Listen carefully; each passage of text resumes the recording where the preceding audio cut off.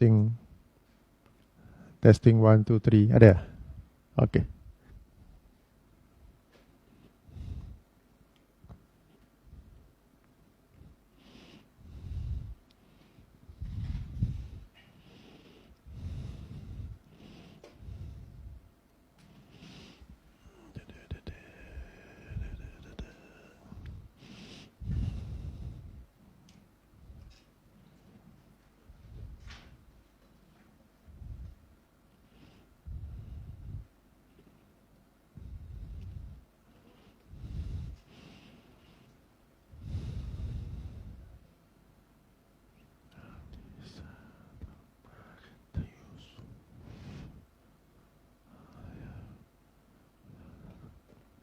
Boleh ke? Okey. Bismillahirrahmanirrahim. La hadiyalah. Asyhadu an la ilaha illallah wahdahu la syarikalah wa asyhadu anna Muhammadan abduhu wa rasuluh. Amma ba'du.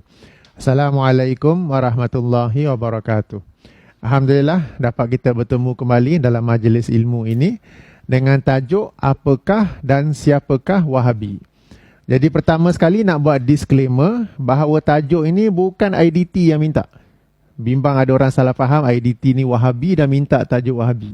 Tapi saya sendiri yang cadangkan dan minta tajuk ini sebenarnya. Sebab bagi saya banyak sangat orang yang memperkata menuduh sana sini tentang Wahabi. Sementara orang yang dituduh Wahabi tu macam takut-takut sembunyi-sembunyi pula. Jadi tak perlu ditakutkan. Kalau kebenaran tu ada bersama kita. Ya, yang pertama, yang keduanya mungkin di kalangan para hadirin semua ada pernah mendengar kuliah lain ataupun membaca buku lain tentang Wahabi.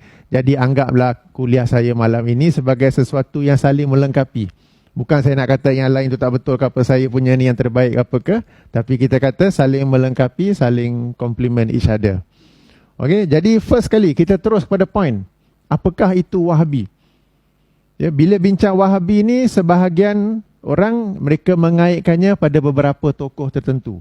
Ada yang menyandarkannya kepada Syekh Muhammad bin Abdul Wahab rahimahullah. Ada yang menyandarkannya kepada satu atau dua orang daripada Afrika Utara pada zaman awal Islam, kurun kedua, ketiga Hijrah. Okey. Tapi bagi saya tak perlu nak disandarkan pada mana-mana tokoh. Sebab orang yang menuduh Wahabi, mereka pun sendiri tak pernah membaca buku-buku tokoh tersebut. Orang yang dituduh Wahabi pun kemungkinan besar pun tak pernah baca juga. Ya, jadi kalau begitu apakah maksud Wahabi di sisi saya? Saya ada buat definisi sendiri. Okey. Wahabi itu ialah apa-apa akidah atau ibadah berdasarkan Al-Quran dan Sunnah mengikut kefahaman salafus soleh tetapi berbeza dengan kebiasaan masyarakat. Itu Wahabi. Okey, tak apa. Saya tulis secara ringkas di sini. Wahabi ialah akidah dan ibadah berdasarkan Quran dan Sunnah. Quran dan Sunnah saja tak cukup. Ada satu lagi yang penting, berdasarkan kefahaman salafus soleh. Akan tetapi berbeza dengan kebiasaan masyarakat. Masyarakat saya buat M lah. Okey. Wahabi ialah akidah dan ibadah berdasarkan Quran dan Sunnah mengikut kefahaman salafus soleh tetapi berbeza dengan masyarakat, berbeza dengan kebiasaan masyarakat. Kalau kita di sini dituduh Wahabi kalau berbeza dengan kebiasaan masyarakat Malaysia. Di India, Pakistan, Bangladesh pun ada juga dituduh Wahabi. Kenapa? Kerana mereka itu berbeza dengan kebiasaan yang diamalkan ataupun yang diyakini oleh masyarakat di situ. Demikian juga kalau di Istanbul ke ataupun di Afrika Utara ke, di US atau UK, Europe kurang sikit sebab kebiasaan masyarakat yang tak ada. Kalau negara yang Islam sudah lama tu sudah ada sebahagian daripada agama Islam tu yang bercampur dengan budaya apa semua sudah menjadi kebiasaan masyarakat. Okey. Akidah ni maksudnya apa? Akidah ni kalau cari dalam Quran tak ada tu perkataan akidah. Akidah ni dari sudut bahasa bermaksud ikatan ataupun simpulan. Adapun dari sudut syariat bermakna perkara-perkara keimanan, perkara-perkara keyakinan yang tersimpul kuat, yang terikat kuat dalam diri seseorang. Okey, macam kata akidah ni akad nikah. Pernikahan yang terikat kuat antara lelaki dengan perempuan, katakan. Jadi akidah ini adalah perkara-perkara yang berkaitan dengan keimanan yang terikat kuat dalam diri seseorang. Ibadah kita tahu perkara-perkara ataupun amalan yang seseorang itu lakukan untuk menghampirkan dirinya, takarrub kepada Allah Subhanahu Wa Taala. Berdasarkan Quran dan Sunnah. Kalau ikut Wahabi, Sunnah tu ada 4. Pertama, Sunnah Qauliyah. Sunnah yang disebut secara lisan oleh Nabi SAW. Kedua, Sunnah Fi'iliyah. Perkara-perkara yang dilakukan, perbuatan fizikal oleh Rasulullah SAW. Contoh Sunnah Qauliyah, solatlah aku, solatlah kalian sebagaimana kalian melihat aku solat. Sunnah Fi'iliyah, para sahabat tengok macam mana Nabi solat, sahabat pun ceritalah hadis, kita pun baca hadis dan kita pun amalkannya. Okey. Sunnah ketiga, Sunnah Takririyah. Iaitu apa yang para sahabat lakukan, lalu Rasulullah mendiam ataupun setuju kepada perbuatan tersebut, ataupun sekadar diam saja. Maknanya benda itu betul. Dan keempat, yang first 3 ni, 3 yang pertama ni dalam kitab-kitab usul fiqh memang banyak. Tapi yang keempat ni jarang-jarang ada. Iaitu Sunnah Tarkiyah. Iaitu apa yang ditinggalkan oleh Rasulullah dalam urusan ibadat. Maknanya kalau Rasulullah SAW meninggalkan sesuatu ibadah itu padahal tiada halangan untuk baginda melakukannya, berarti ianya bukan ibadah. Maka kita juga meninggalkannya. Tak boleh nak kata Nabi tak buat sebab dia terlupa ke ataupun dia dah banyak pahala ke apa ke. Jadi ada 4. Sunnah Qauliyah, Fi'iliyah, Takririyah, persetujuan. Ini yang kadang-kadang para sahabat orang buat satu amalan lalu Rasulullah mempersetujuinya. Dan yang keempat, Sunnah Tarkiyah, apa yang baginda tinggalkan daripada urusan ibadah. Adapun urusan dunia tak apa. Itu memang terserah pada kita semua. Ini berkaitan dengan urusan ibadah. Berdasarkan salafus soleh. Apa bezanya kalau ada salafus soleh di sini? Quran dan Sunnah saja tak cukup ke? Kenapa kena ikut kefahaman salafus soleh? Sebabnya kalau kita mengkaji aliran-aliran lain, mereka juga berhujah dengan Quran dan Sunnah. Sebagai contoh, kalau kita mengkaji Syiah, kita mengkaji tentang anti hadis, kita mengkaji tentang Islam liberal, katakan. Kalau kita mengkaji tulisan-tulisan mereka, mereka pun berdalil juga dengan ayat-ayat Quran, mereka juga berdalil juga dengan hadis Nabi SAW. Akan tetapi mengikut kefahaman mereka sendiri. Ya, kalau nak tengok macam saya, alhamdulillah ada tulis buku yang menjawab Syiah, menjawab anti hadis, menjawab Islam liberal. Saya kemukakan hujah mereka dulu, baru saya bagi jawapan ataupun bantahan. Kalau tengok hujah mereka tu, memang mereka gunakan ayat Quran juga. Okay, walaupun Syiah, kita kata Syiah mereka ada imam-imam mereka apa sendiri, tapi bila Syiah berhujah dengan Sunni, mereka menggunakan ayat Quran dan hadis-hadis daripada Sahih Bukhari, Sahih Muslim, Sunnah Tirmizi, semua itu juga. Jadi Quran dan Sunnah saja tidak cukup, tapi hendaklah juga berdasarkan kefahaman salafus soleh. Saya nak bagi satu contoh klasik, contoh terbaik. Okey, hadis sahih daripada Sahih Muslim. Rasulullah sallallahu alaihi wasallam ditanya tentang puasa pada hari Isnin. Maka baginda menjawab bahawa aku berpuasa hari Isnin kerana pada hari itulah aku dilahirkan dan pada hari itulah wahyu pertama diturunkan. Pernah dengar ke hadis tu? Okey, hadis ni sahih.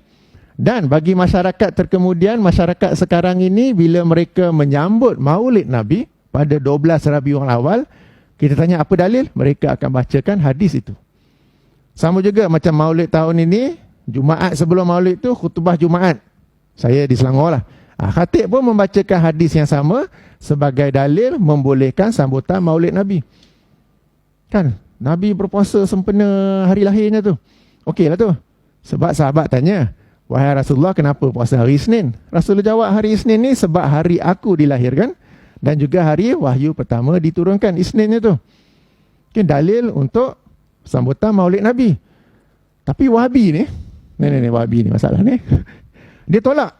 Dia kata dalil tu memang sahih, tapi salafus soleh tidak pernah memahami hadis itu sebagai dalil untuk menyambut Maulid Nabi.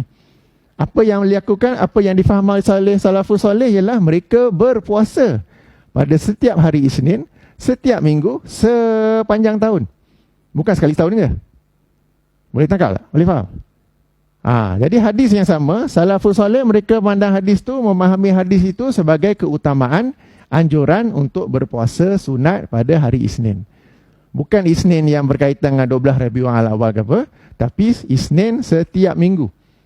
Sepanjang tahun. Bukan satu Isnin setahun saja. Jadi di situ beza kefahaman antara salafus soleh dengan masyarakat yang terkemudian.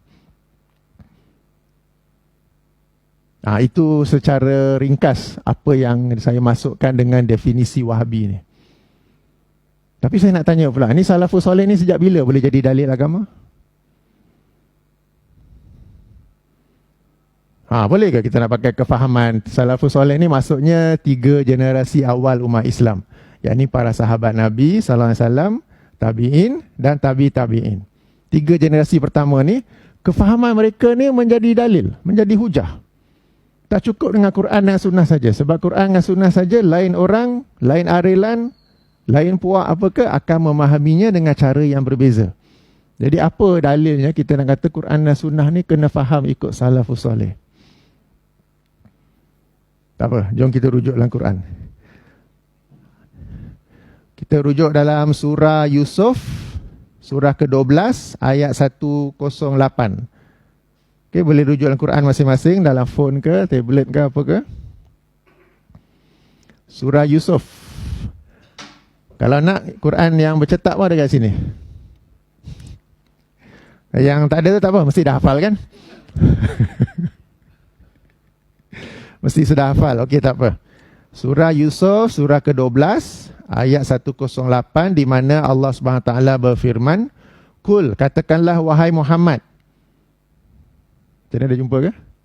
Okey, Kul, hazihi sabili, inilah jalanku.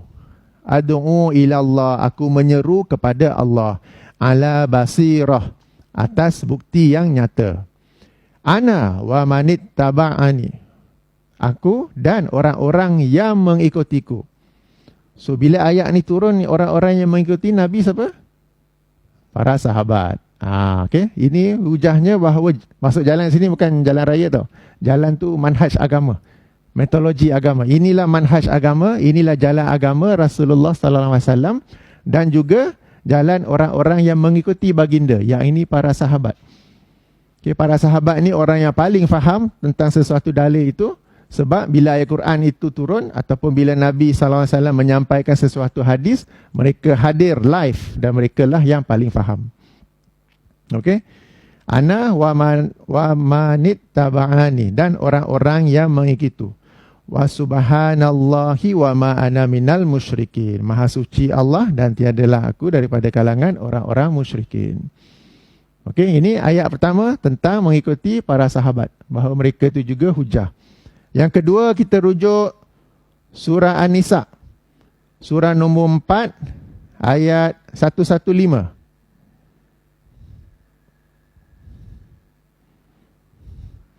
Surah nombor 4, ayat nombor 115.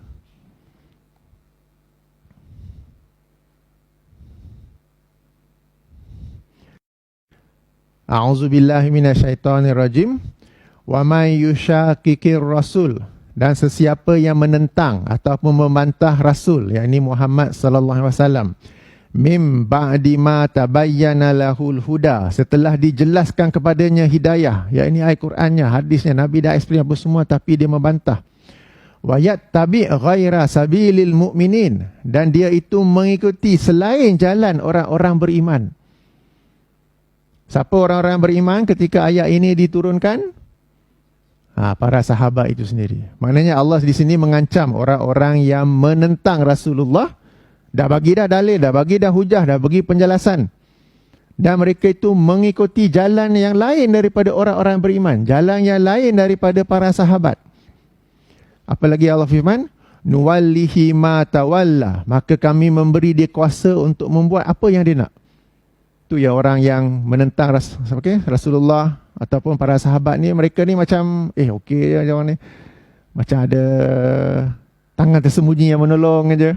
Tapi Allah yang berfirman sini, nuwallihi ma tawalla wa nuslihi jahannam, dan kami akan masukkan mereka ke dalam neraka jahannam. Wasa'at masira. Nah, itulah seburuk-buruk tempat kembali. Okey, ini dalil kedua, hujah kedua tentang para sahabat. Okey, ini tentang sahabat-sahabat. Tapi kita tadi kata 3 generasi. Yang tabi'in, tabi'in. Yang itu macam mana? Yang itu ayat ketiga. Surah At-Taubah, ayat nombor 100. Surah nombor 9. Ayat nombor 100.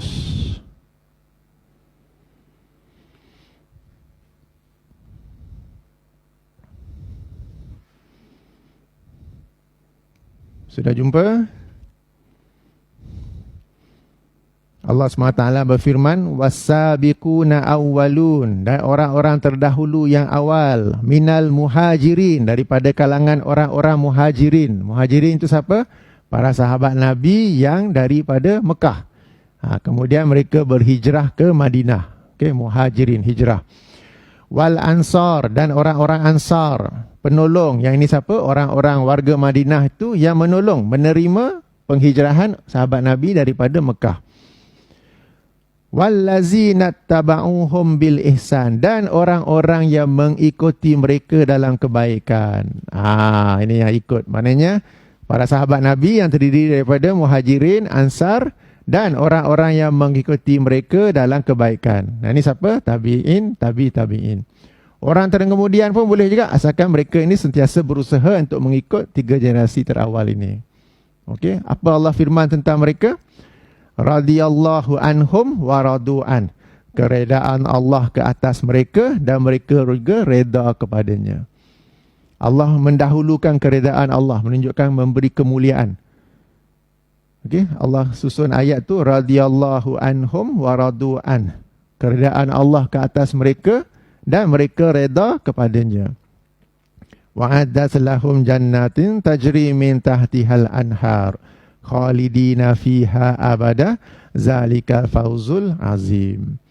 Ini 3 ayat tentang salafus soleh, bagaimana kefahaman mereka itu boleh menjadi hujah dalam agama, boleh menjadi dalil dalam agama. Okey, dalam hadis Nabi pula, katakan dalam Bukhari, Muslim dan lain-lain juga, Rasulullah sallallahu alaihi wasallam bersabda, sebaik-baik umatku adalah kurunku dan mereka yang mengikutinya dan mereka yang mengikutinya. Ya, sebaik-baik umatku adalah yang 3 tu. Yang pada zamannya, yang mengikuti mereka selepas itu, iaitu tabi'in, dan yang mengikuti mereka selepas itu, tabi'in. Ini yang 3 terbaik. Sebab itulah yang 3 ini menjadi hujah, menjadi dalil bagi Wahabi. Tak cukup Quran dan Sunnah saja, tapi Quran dan Sunnah berdasarkan kefahaman salafus soleh. Kadang-kadang dalam Quran dan Sunnah tak ada langsung. Sebagai contoh, baru-baru ni hari raya, kita baca takbir raya kan? Ada tak mana-mana Al-Quran ataupun hadis Nabi SAW yang menerangkan lafaz takbir tu? Yang kita baca selalu tu daripada mana ya? Muslim, Tirmizi, Ibnu Majah. Tadi berada siapa? Sahabat. Kalau betul sahabat, betul-betul. Tapi lafaznya lain. Yang kita punya dah panjang dah. Okey? Tapi takbir hari raya tu yang ada, macam dalam riwayat Musannaf Ibnu Abi Syaibah ke apa ke, adalah daripada para sahabat itu sendiri. Contoh yang saya sendiri amalkan yang ringkas pendek, Allahu Akbar, Allahu Akbar, Allahu Akbar, walillahil ham. Satu contoh. Memang para ulama kata lafaz takbir hari raya tu ada keluasan, boleh amalkan yang lain-lain ke apa ke, tapi bagi saya yang lebih utama ialah apa yang para sahabat amalkan. Jadi pendek tu saja saya takbir raya. Bila pendek tu semua orang boleh baca. Bila panjang yang macam Malaysia baca, tu yang kena tengok phone tu. Kena tengok kan dia punya Google Image apa semua tu kena baca tu. Tapi kalau kita baca apa yang sahabat baca, pendek dan ringkas saja. Ya, itu sebagai contoh tentang kefahaman salafus soleh. Macam mana sekarang ni? Okey. Saya nak tambah satu lagi sebab sering berlaku salah faham tentang orang Wahabi ni. Kononnya Wahabi ni dalil agama hanya Quran dan Sunnah. Mereka menolak dalil-dalil yang lain seperti ijma', qiyas, asadu zariyah, apa lagi ada, masalah apa semua tu. Sebenarnya tidak. Wahabi menerima semua dalil-dalil yang lain itu. Hanya pertama sebab Quran dan Sunnah ni kita kata primary source. Kalau kita buka dalam kitab-kitab usul fiqh, bila pengarangnya membincangkan dalil-dalil agama, dia akan sebut dalil primary, iaitu Quran dan Sunnah, dan kemudian dalil secondary, iaitu ijma', qiyas, kaul sahabat ke, syariat umat terdahulu ke, istihsan ke, kemaslahatan umum ke. Itu yang pertama. Yang kedua, Wahabi ni perbincangannya banyak berkaitan akidah dan ibadah. Sebab itulah banyak berkaitan akidah dan ibadah, rujukannya Quran dan Sunnah. Sebab dalam akidah katakan, kita tak guna qiyas apa tu? Okay. Dalam akidah kononnya kita tak guna kemaslahatan umum. Tapi kalau bincang yang lain-lain akan digunakan juga. Sebab tu orang Wahabi pun dia tak minum juga brandy ke, Johnny Walker ke apa ke, sebab dikiaskan kepada arak.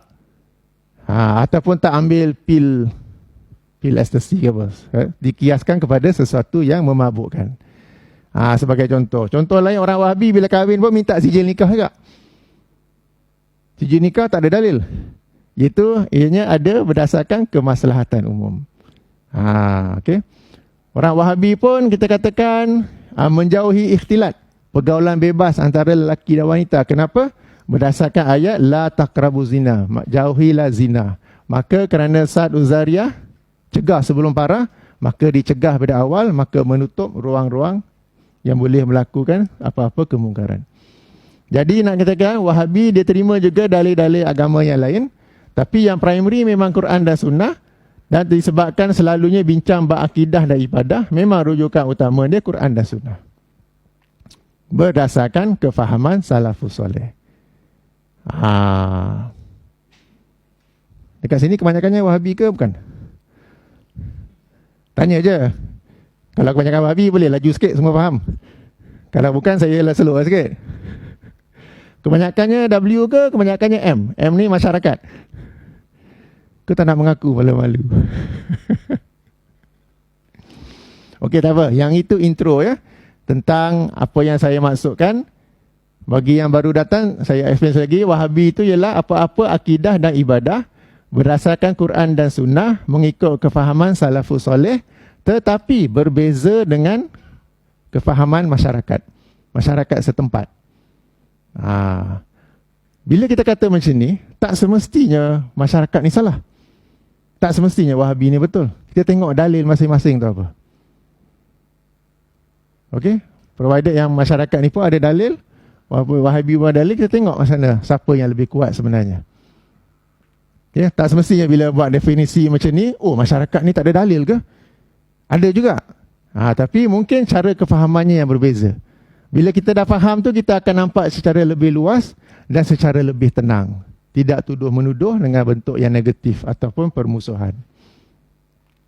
Baiklah, saya nak bawa beberapa contoh perkara-perkara yang dituduh sebagai keyakinan Wahabi ataupun amalan ibadah Wahabi, dan apakah dalil mereka dan apakah dalil kebiasaan masyarakat. Ya, untuk perbincangan kita saya nak bawa 4 dari bab akidah, 4 dalam bab ibadah. Pertama sekali dalam bab akidah, masyarakat berkata Allah ini ada di mana-mana, ataupun Allah maujud bila makan. Allah ini wujud tanpa tempat. Wahabi ini pula kata Allah ini istiwa ala arash, beristiwa di atas arash. Okey, so tahu tak apa dalil masyarakat ini yang mengatakan Allah di mana-mana? Ataupun apa dalil Wahabi yang mengatakan Allah istiwa ala arash? Sebenarnya, walaupun dua-dua tu macam saling bertentangan, saling bergaduh tentang keyakinan ini, dua-duanya merujuk pada ayat yang sama. Surah Hadid ayat keempat. Surah nombor 57 ayat keempat. Okey, fahaman Wahabi.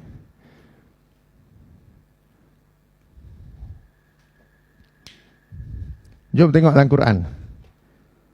Surah nombor 57 ayat keempat. Ayat yang sama tapi menimbulkan dua kefahaman yang berbeza.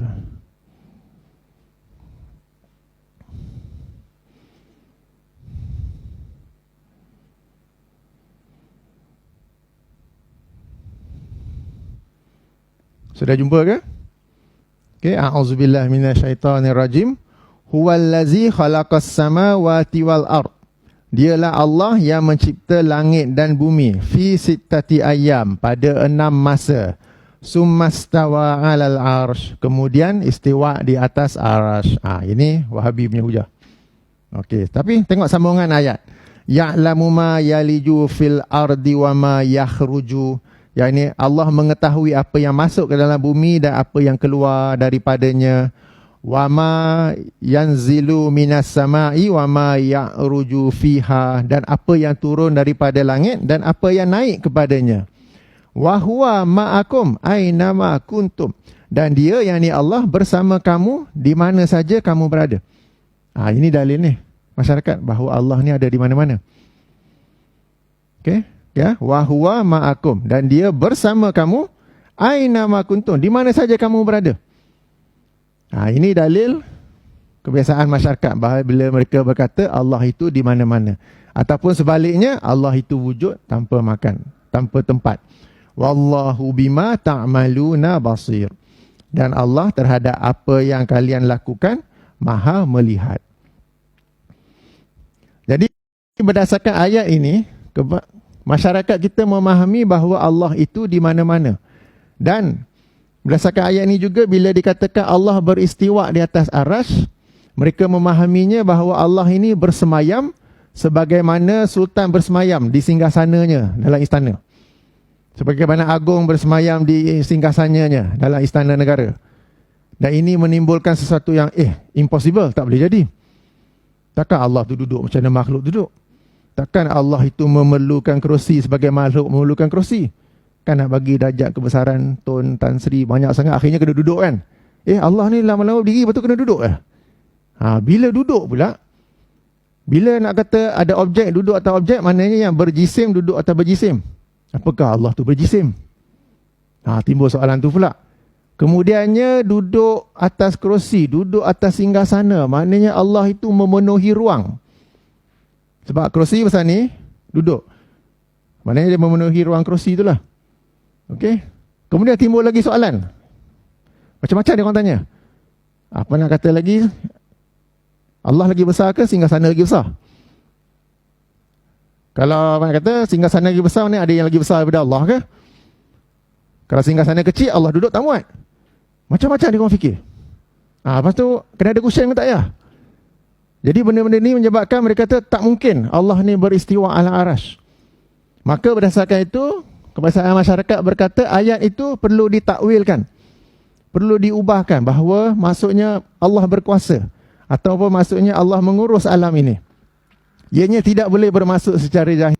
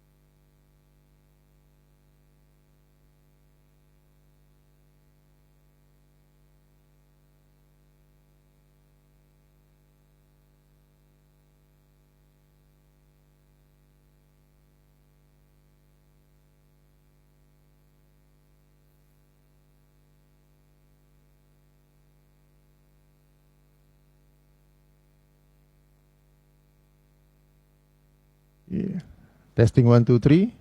Ada beza ke? Sama ke? Ada. Tadi tak dengar dari bila? Baru je? Okey. Nak saya ulang balik ke semua dengar? Saya ulang yang Wahabi ni lah. Kesian Wahabi, kita bagi canggih dia. Okey, tak apa. Secara ringkasnya, kedua-duanya merujuk pada ayat keempat surah Hadid. So, Wahabi pula berkata, apabila Allah SWT berfirman bahawa dia beristiawa atas arash, maka kita terima saja. Dan kita terima sebagaimana salafus soleh memahaminya, bahawa Allah SWT beristiawa atas arash, kita beriman kepadanya, kita menetapkan sifat itu bagi Allah, kita membersihkan Allah daripada mana-mana kesamaan dengan makhluk, dan kita tak payah tanya istiwa tu macam mana. Ianya hanya kesamaan dari sudut lafaz, tetapi secara hakikatnya, secara terperincinya, itu hanya layak bagi Allah. Dia tak sama sebagaimana sultan yang duduk di atas singgasananya, bersemayam di atas singgasananya. Ini kefahaman Wahabi.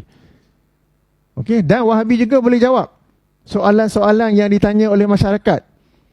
Okey, bagi Wahabi, punca soalan-soalan ini timbul, the root of the problem is that bagi masyarakat awam, mereka kurang penghayatan tentang surah Al-Ikhlas. Bila kita nak bincang tentang sifat-sifat Allah, sama ada yang ini ke, tentang istiwa ke, tentang tangan ke apa ke, pertama sekali kena menguasai sepenuhnya surah Al-Ikhlas.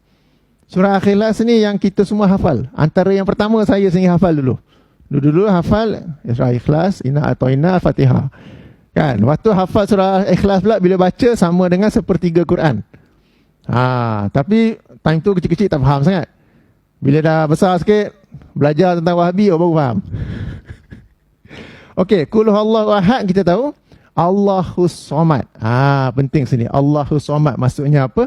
Allah yang maha sempurna, tidak memerlukan kepada mana-mana ciptaannya, tidak berhajat kepada mana-mana ciptaannya, sebaliknya ciptaannya lah yang berhajat kepadanya, ciptaannya lah yang bergantung kepadanya.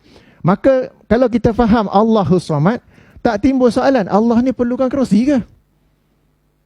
Tak timbul soalan tu lagi, sebab Allahus Somad, Allah tak perlu pada kerusi tu, Allah tak perlu pada arash tu. Tak timbul soalan sebelum Allah cipta arash, Allah duduk kat mana?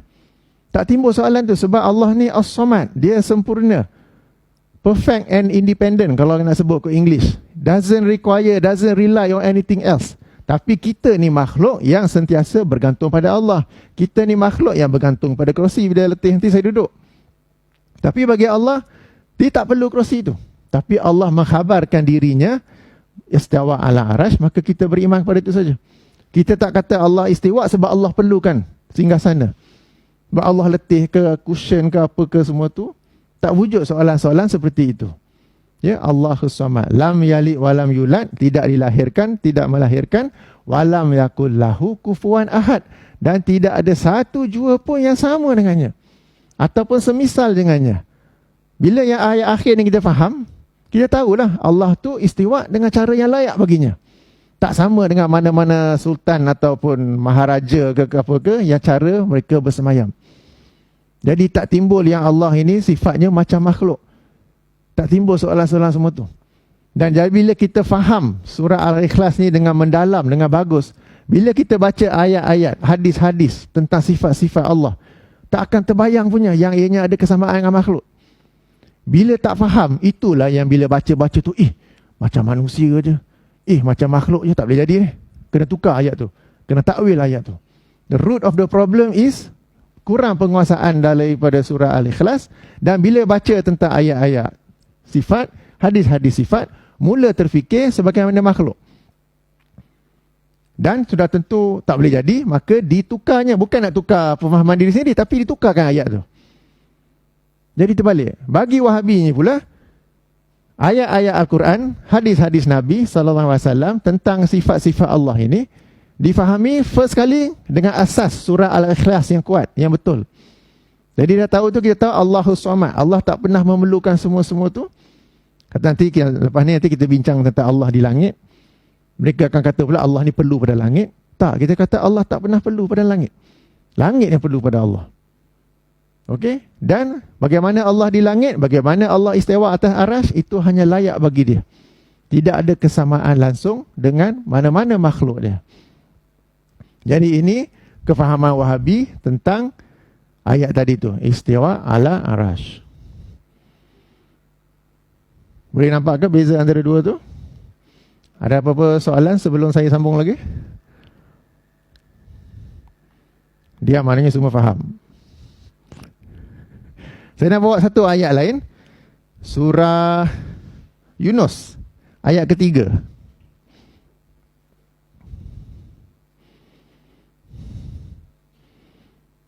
Surah nombor 10, ayat yang ketiga. Okey, betul. Surah ke-10, ayat ketiga.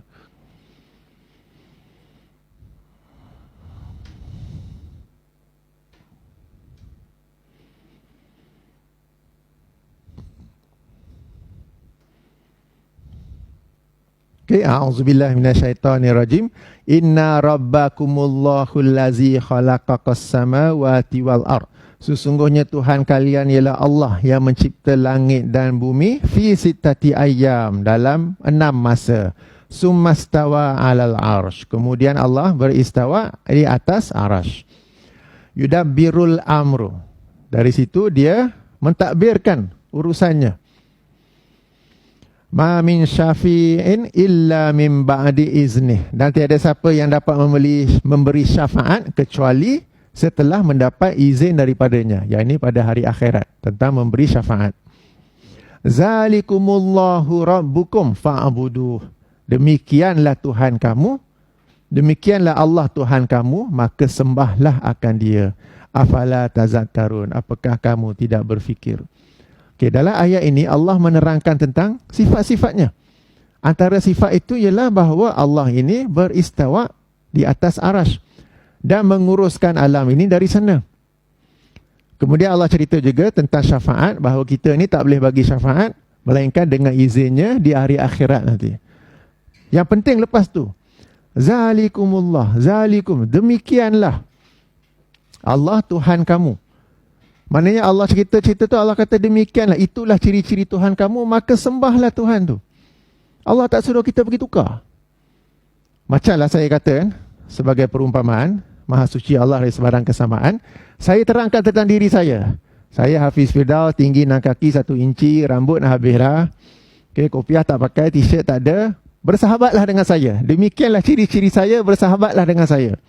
Saya memperkenalkan diri saya, kemudian saya kata zalika, demikianlah ciri-ciri saya. Jom kita pergi minum teh, katakan. Ini sebagai contoh. Okey, dalam ayat ini Allah menerangkan ciri-cirinya, istawa ala arash. Dan dia menguruskan, mentadbirkan urusannya dari situ. Lepas tu Allah kata apa? Zalikumullahu rabbukum. Demikianlah Tuhan kamu, Allah Tuhan kamu, fa'buduhu. Beribadahlah kepadanya, sembahlah kepadanya. Bila Allah sendiri dah cerita, Allah sendiri dah cakap macam tu, firman begitu, kenapa pula kita nak alih-alih istiwa tu pada yang lain? Kenapa pula kita nak menafikan, takkan duduk macam duduk sultan atas singgasana? Ini Allah sendiri yang kata ni. Dan Allah suruh kita sembah dia dalam sifat yang dia telah gambarkan tentang dirinya tu. Maka siapalah pula kita nak menafikannya, nak mengalih-alihkannya? Ya?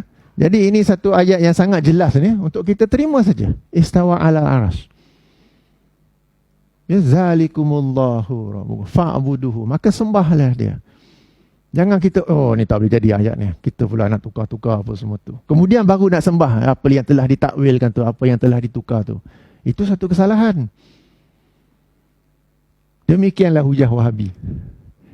Dalam persoalan Allah ni di mana-mana, ataupun Allah ni istawa ala arash.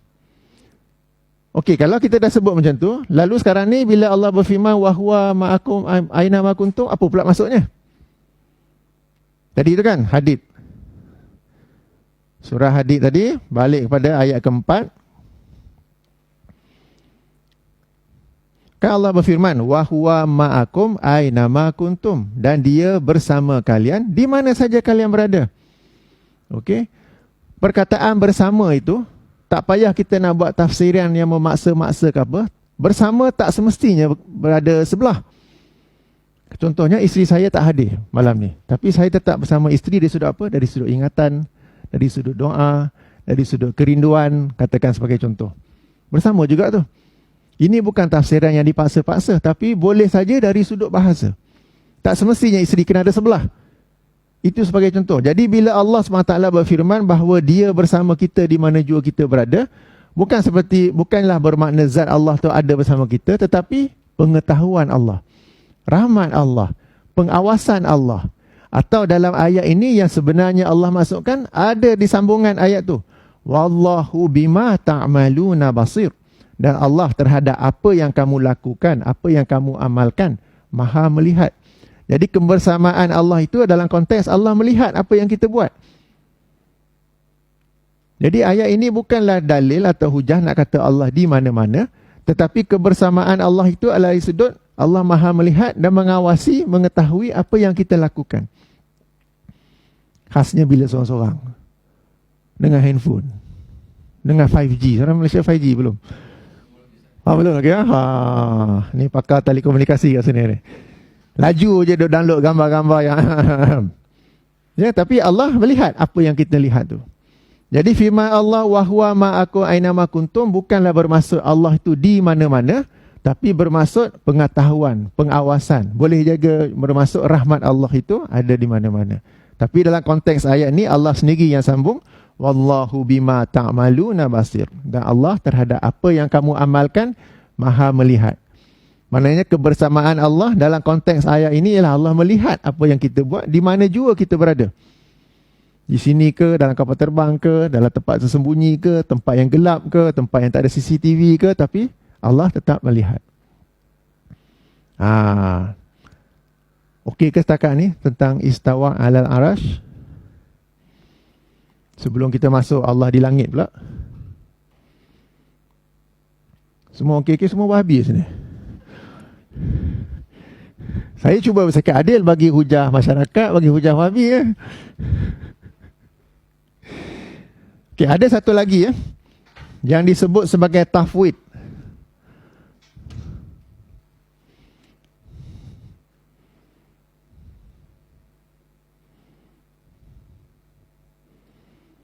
Okey, ada sebahagian orang berkata generasi salaf bila mereka membaca, bila mereka berinteraksi dengan ayat-ayat yang menerangkan sifat Allah, manhaj mereka ialah tafwid, yang ini menyerahkan seluruhnya pada Allah.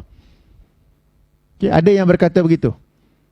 Okey, salafus soleh ini bila mereka membaca ayat-ayat, hadis-hadis tentang sifat-sifat Allah, mereka menyerahkan, mereka tafwid seluruhnya, seolah-olah tak tahu semuanya. Ini adalah pandangan yang ditolak. Sebab Allah menurunkan, Allah menerangkan sifat-sifatnya, Rasulullah menerangkan sifat-sifat Allah adalah supaya kita kenal kepada Allah. Kalau semuanya diserahkan, ayat-ayat itu menjadi tak ada erti lah. Seolah-olah generasi salaf ni generasi yang tak boleh fikir langsung, blur semacam dia. Bukan begitu. Yang tafwid yang diserahkan ialah ciri-ciri, kaifiat sifat tersebut. Macam tadi diserahkan, macam mana Allah istiwa, yang itu diserahkan, tak payah fikir. Tapi maksud istiwa tu difahami. Masuk tangan, masuk kaki Allah itu difahami. Bukanlah diserahkan seluruhnya.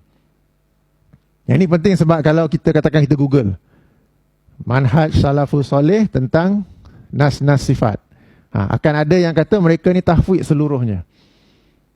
Itu pandangan yang tidak betul. Yang betul ialah mereka tahfidz hanya kaifiatnya saja. Maknanya kaifiatnya itu diserahkan kepada Allah. Adapun tentang sifat itu difahami sebagaimana yang lazim menurut bahasa. Okey, yang ini penting. Okey, seterusnya, yang kedua yang selalu dituduh kepada Wahabi, Wahabi ni berkeyakinan Allah di langit. Allah ni perlu ada tempat ke?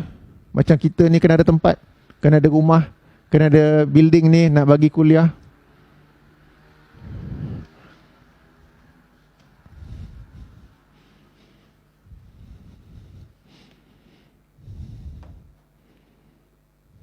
Macam ni Wahabi-Wahabi semua?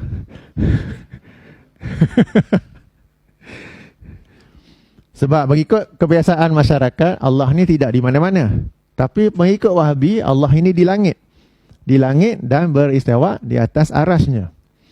Okey, mana dalil yang kata Allah di langit? Setiap malam bacakan surah Al-Mulk sebelum tidur. Tabarakallazi biyadihi malakutu kulli syai'in qadir. Okey, jom kita rujuk dalam surah Mulk itu sendiri ada ayatnya.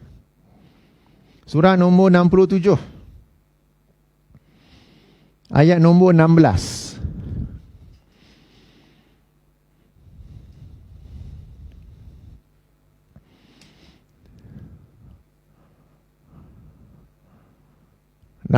dan 17.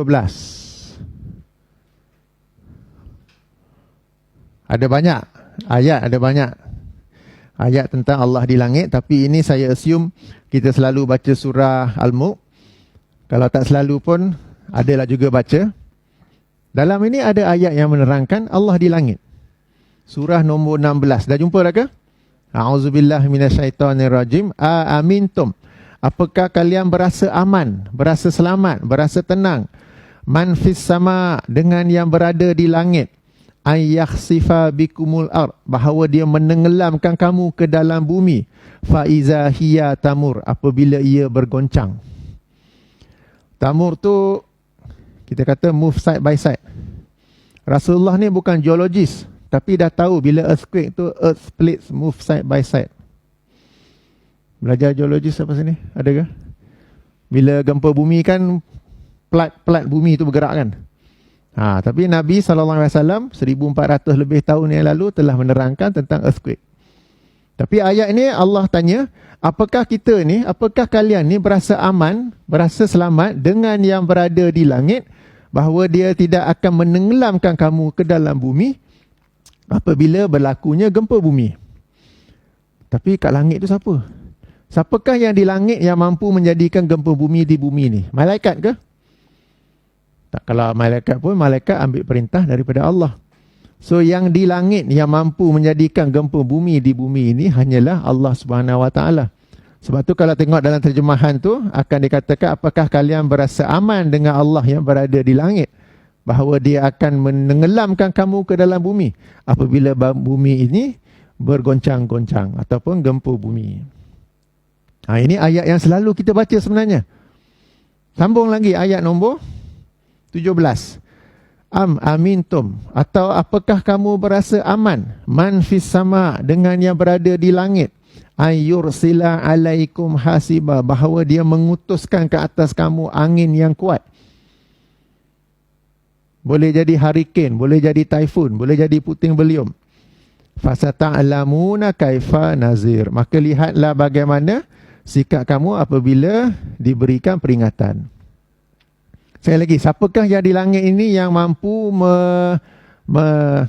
menurunkan ataupun mengarahkan angin sampai jadi puting beliung, sampai jadi hurricane, sampai jadi ribut pasir?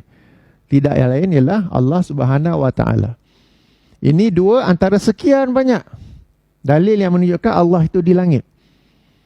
Ini ayat yang kita biasa baca, surah Al-Mulk. Sekali lagi, bila Allah SWT berkata dia berlangit, dia di langit, tidak berarti Allah itu memerlukan pada langit. Sebab Allahus Samad. Allah itu sempurna. Allah tidak berhajat, tidak bergantung kepada mana-mana ciptaannya, tetapi ciptaannya lah yang bergantung pada Allah. Jadi bila Allah kata dia di langit, tidaklah berarti dia perlu kepada langit ataupun dia berhajat pada langit. Jadi itu bukan tempat. Atau kita kata Allah ini, kita kata bukanlah dia memerlukan tempat. Sebagaimana kita ni perlukan tempat. Kita perlu tempat nak buat kuliah. Kita perlu tempat nak tidur nanti. Ya, jadi ini antara ayat yang menerangkan bahawa Allah sebenarnya di langit. Macam mana di langit? Apa buat kat langit? Tak payah tanya. Walam yakul lahu kufuwan ahad. Tidak ada satu pun yang sama ataupun semisal dengannya. Tak payah tanya. Tapi yang penting Allah kata Allah di langit, kita pun kata Allah di langit. Kita beriman dengannya, kita menetapkannya, kita membersihkan Allah daripada mana-mana kesamaan dengan makhluk, dan kita tak tanya kat langit tu macam mana. Tak payah tanya. Diam tanda faham? Bagus Habib ni. Ya, jadi bagi masyarakat dikatakan Allah itu di mana-mana, bukan di langit. Tapi Wahabi berkata berdasarkan Al-Quran Berdasarkan kefahaman salafus soleh, Allah itu di langit. Buktinya jelas di sini. Siapakah kita untuk menafikannya? Okey, dan banyak lagi ayat lain yang menerangkan Allah itu di atas, di langit. Kalau hadis, kita ada hadis yang masyhur kan, dalam Sahih Muslim, bahawa seorang sahabat membawa hamba wanita dia untuk dibebaskan. Lalu Rasulullah bertanya pada dia soalan pertama, aina Allah? Di manakah Allah? Hamba itu menjawab, di langit. Siapakah aku? Engkau Muhammad Rasulullah. Maka Rasulullah kata pada tuannya, bebaskanlah dia kerana dia orang yang beriman. Hadis Sahih Muslim. Hadis itu saya tak bawa sangat sebab bagi yang menolak Allah di langit, dia kata hadis tu bukan hadis mutawatir. Itu hadis ahad. Kita kata kita ahli sunnah menerima semua hadis ahad tanpa dibezakan ahad ataupun mutawatir. Yang kedua, dia kata kalau betul nak testing hamba perempuan tu Muslim atau tidak, Rasulullah patut tanya dia bacaan syahadah macam mana. Kita kata inilah orang Malaysia ni dah biasa dengan Malaysia nya silibus. Nak bukti seorang tu Muslim kena syahadah saja. Padahal jumpa mana-mana, tanya dia siapa cipta pokok, dia kata Allah. Siapa cipta laut, dia kata Allah. Dah cukup dah tu Muslim. Kemudian apa lagi, ada Tuhan lain ke tidak? Tak ada. Cukup dah tu. Tak payah semuanya kena asyhadu alla ilaha illallah wa anna muhammadar rasulullah. Itu yang kalau orang yang baru nak masuk Islam, tapi lidah dia belum boleh nak sebut syahadah, oh kamu belum Islam lagi. Padahal keyakinan dia dah cukup bagus dah. Tauhid ni dah betul dah. Tapi dia belum boleh nak sebut syahadah tu lagi. Kita ni pula membataskan Islam itu kepada syahadah saja. Padahal Rasulullah SAW menunjukkan bahawa kita boleh tanya soalan-soalan lain untuk membuktikan seseorang itu beriman. Sudah tentulah bila kita tanya siapa cipta pokok, Allah. Lepas tu dia kenalah yang lain-lain juga, beribadat, solat. Tapi itu perlahan-lahan bertahap-tahap. At least pertama, dia tahu Allah yang mencipta alam ini. Kalau kata Allah dan Tuhan-Tuhan lain, itu payah sikit. Itu belum lagi lah tu. Okey? Jadi ada hadis yang masyhur juga dalam bab ini. Okey, masuk tuduhan ketiga terhadap Wahabi pula. Okey, antara yang lazim dituduh pada Wahabi ialah Wahabi ni berkeyakinan Allah ini ada anggota-anggota sebagaimana makhluk. Ada tangan, ada kaki, ada muka, ada jari, ada mata dan sebagainya dan sebagainya. Okey, di mana kebiasaan masyarakat dia tidak menerima semua tu, tapi kalau dijumpa ayat yang sebut tentang tangan misalnya, dia takwilkan, dia ubahkan. Itu bukan tangan tapi maksudnya kuasa. Kalau jumpa hadis tentang wajah Allah, bukan wajah tapi itu keredaan Allah. Aku beramal untuk mencari wajahmu ya Allah. Katakan hadis tu seperti itu. Kita bukan mencari wajah tetapi mencari keredaan. Mereka takwil. Tetapi Wahabi pula mengikut kefahaman salafus soleh tidak ditakwil. Bila Allah kata tangan, memang tangan. Bila Allah kata wajah, memang wajah. Tak payah tanya macam mana wajah itu. Sebab ada seorang tokoh dari Indonesia yang bernama Ustaz Abdul Somad, menjadi masyhur di Malaysia baru-baru ini kerana dia antara yang pandai sikit nak berhujah membela amalan-amalan bid'ah. Dia berkata, apakah orang yang kata Allah ni ada wajah seperti mana wajah Angry Bird? Boleh cari dalam YouTube, ada kuliahnya tu. Sebegitu sekali dia faham tentang sifat-sifat Allah. Ya, okey. Kita pula kata, Wahabi berkata, Allah berkata dia ada wajah, dia ada wajah. Dan kita akan lihat wajah Allah insya-Allah di hari akhirat kelak. Sebab kita berkeyakinan di akhirat kelak, bila sudah masuk syurga, poin pertama sekali kita nak, bukan nak berjiran dengan kapal asing. Kita nak jumpa, kita nak lihat wajah Allah. Lepas tu kita nak jumpa Rasulullah dan para sahabat. Itu kesungguhan, keimanan orang-orang beriman. Ada seorang penulis di Facebook tu, dia kata dia punya impian di syurga nanti nak berjilan dengan kapal asing. Ya, saya ada jawab dalam Facebook saya juga. Okey, tak apa. Bila kita kata Allah ada tangan ni, satu kesalahan ataupun tidak? Ya, memang Allah kata dia ada tangan dalam Quran, tapi adakah tangan tu kita faham secara zahir ataupun kita kena alihkannya, kita kena takwilkannya?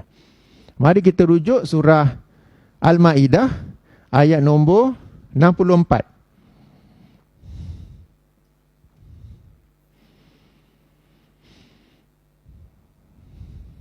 Surah Al-Maidah ayat nombor 64. Ayat itu panjang, kita baca yang berkaitan dengan kita, rangkap yang pertama saja. Wa qalatil yahudu, dan berkata orang-orang Yahudi. Sudah jumpa ya? Okay. Wa qalatil yahudu, berkata orang-orang Yahudi, yadullahi maghlulah. Tangan Allah ini terikat ataupun terbelunggu. Yang ni Yahudi ni, dia menyandarkan kepada Allah sifat tangan, kemudian dikatakan pula tangan Allah ni terikat. Allah balas apa? Ghullas aidihim. Sebenarnya tangan mereka lah yang terikat. Walu'inu bima qalu, dan laknatlah kepada mereka atas apa yang mereka katakan. Allah melaknat Yahudi atas apa yang mereka katakan. Allah laknat tu apa? Allah laknat sebab Yahudi kata Allah ada tangan ke atau sebab lain? Kita baca ayat seterusnya. Bahkan yadahu mabsutatan. Bahkan tangan Allah itu kedua-duanya terbuka. Yunfiku kaifa yasha, dan Allah memberi nafkah, memberi kurnianya, memberi rezekinya mengikut cara apa saja yang dia sukai. Dalam ayat ini, orang Yahudi menuduh Allah ada tangan dan kemudiannya tangan Allah itu terikat. Maka Allah melaknat Yahudi itu. Bukan kerana kata Allah ada tangan, tapi kerana kata tangan Allah terikat. Kemudian Allah pula sendiri yang menekankan bahkan tangan Allah itu kedua-duanya terbuka. Allah sendiri kata ada tangan ni. Allah tak suruh takwil. Sebab kalau Yahudi ni cakap benda yang salah, Allah akan laknat juga sebab kata Allah ada tangan. Sebagai contoh, kalau kita baca dalam Quran, ada orang-orang kafir, musyrikin yang berkata malaikat itu anak perempuan Allah. Maka Allah menafikannya, mensucikan dirinya dan melaknat mereka. Ada orang-orang Yahudi yang berkata Uzair itu anak Allah. Allah menafikannya dan melaknat mereka. Ada orang-orang Nasrani yang berkata Nabi Isa tu, Jesus itu anak Allah. Allah menafikannya dan melaknat mereka juga. Dalam ayat ni juga orang-orang Yahudi berkata Allah ada tangan dan tangan itu terikat. Allah melaknat mereka sebab kata tangan terikat. Kemudian Allah sambung, bahkan tangan Allah itu kedua-duanya terbuka. Dan Allah menafkahkan, memberi rezeki, kurniaan apanya, mengikut apa saja cara yang dia sukai. Jadi, Yahudi kata Allah ada tangan, Allah tak kata salah pun. So, siapa pula nak kata bila Wahabi kata Allah ada tangan, kita kata salah pula? Boleh tangkap penguhujahan berdasarkan ayat ini? Diam mana berfikir. Ya, kita bukan ambil hujah Yahudi, tapi kita ambil pengajaran daripada ayat ini. Bila Yahudi menyandarkan sifat tangan pada Allah, Allah tidak menafikannya. Allah menafikan dan melaknat Yahudi sebab kata tangan Allah terikat. Sebab Allah ini kita kata Al-Wahhab, yang sentiasa memberi kurniaan. Kedua-dua tangan Allah itu terbuka. Dan Allah menafkahi, memberi kurniaannya mengikut apa saja cara yang dia sukai. Tapi penyandaran sifat tangan itu tidak salah. Allah tak melaknatnya. Jadi bila Allah mengatakan, mensifatkan dirinya dengan tangan, kaki, apa semua tu, jari, kalau dalam hadis, Ya muqallibul qulub, sabbit qalbi ala dinika. Okay? Doa yang paling kerap Nabi SAW baca ialah Rabbana atina fid dunya hasanah wa fil akhirati hasanah wa qina azabannar. Satu lagi, ya muqallibal qulub, wahai yang membolak-balikkan hati, sabbit qalbi ala dinika. Tetapkanlah hatiku di atas agamamu. Lalu isteri Nabi Ummu Salamah tak silap bertanya, kenapa selalu berdoa tu? Lalu Rasulullah menjawab bahawa Allah membolak-balikkan hati manusia di antara jari-jarinya. Bila kita faham surah Al-Ikhlas, lam yakul lahu kufuwan ahad, tak payah fikir jari tu macam mana. Tapi bila tak menguasai, tak menghayati surah Al-Ikhlas tu, mulalah jari Allah tu macam mana? Macam ni ke? Ada pendek, ada panjang? Ada kuku ke? Ada bahagi tiga ke? Jari macam mana tu? Takkan kot, tu kita kena takwil, kena tolak dekat tu. Tapi kalau kita faham surah Al-Ikhlas, lam yakul lahu kufuwan ahad, satu pun tak ada sama, tak payah kita nak fikir jari tu macam mana.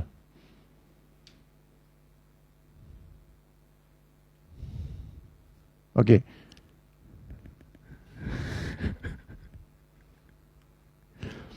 Ya, jadi ini tadi lain. Itu hujah Wahabi tentang sifat-sifat Allah. Apabila Allah kata ada tangan, ada wajah, ada mata, apa semua tu, kita beriman kepadanya. Kita menetapkannya, kita membersihkannya daripada sebarang kesamaan dengan ciptaan Allah, dan kita tidak bertanya jari tu macam mana. Kita tidak bertanya tangan tu macam mana. Kita tak bertanya wajah tu macam mana. Tak payah tanya semua tu. Berbeza dengan yang kebiasaan masyarakat, mereka menakwilkannya, mereka ubah tangan jadi kuasa. Tapi bila kuasa, kalau tengok ayat ni tak kena pula konteks. Mereka kata yad itu bukan tangan, tapi kuasa. Okey, kalau kuasa kita baca orang-orang Yahudi berkata kuasa Allah terikat. Bahkan tangan mereka lah terikat, betul? Bahkan kuasa Allah itu kedua-duanya terbuka dan Allah menafkahkan dengan apa yang kan tak jadi tu.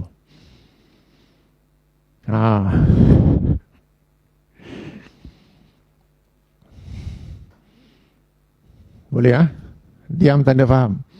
Okey, boleh masuk seterusnya. Okey, seterusnya kena laju sikit. 9.30. Okey.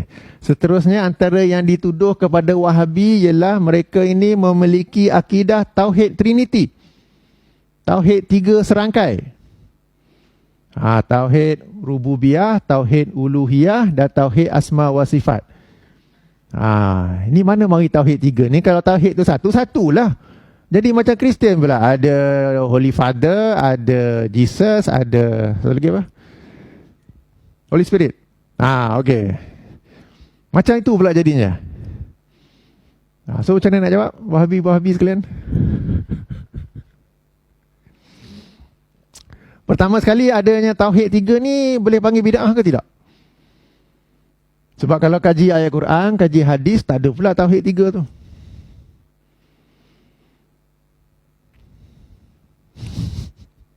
Okey, bid'ah tidak masuk dalam kategori bid'ah perkara-perkara yang membantu akidah. Tidak termasuk dalam kategori bid'ah perkara-perkara yang membantu ibadah. Bid'ah itu adalah pada inti akidah itu sendiri, pada inti ibadah itu sendiri. Contoh, kalau saya jadi imam solat, saya pakai mikrofon ni, orang tak boleh kata bid'ah sebab ini alat yang membantu ibadah. Ini bukan bid'ah. Tapi kalau saya solat subuh jadi 3 rakaat, itu baru bid'ah. Okay, sebab kadang-kadang bila kita bincang bab bid'ah, orang kata, oh habis kau pakai mikrofon boleh pula, kau naik kereta mari sini boleh juga, kau pakai phone tengok Al-Quran boleh pula. Tak, bid'ah tak termasuk dalam semua tu. Bid'ah bukanlah urusan dunia, bid'ah bukan dalam perkara-perkara yang membantu ibadah, bukan dalam perkara-perkara yang membantu akidah. Tauhid 3 ini adalah sekadar kita kata memudahkan orang belajar akidah.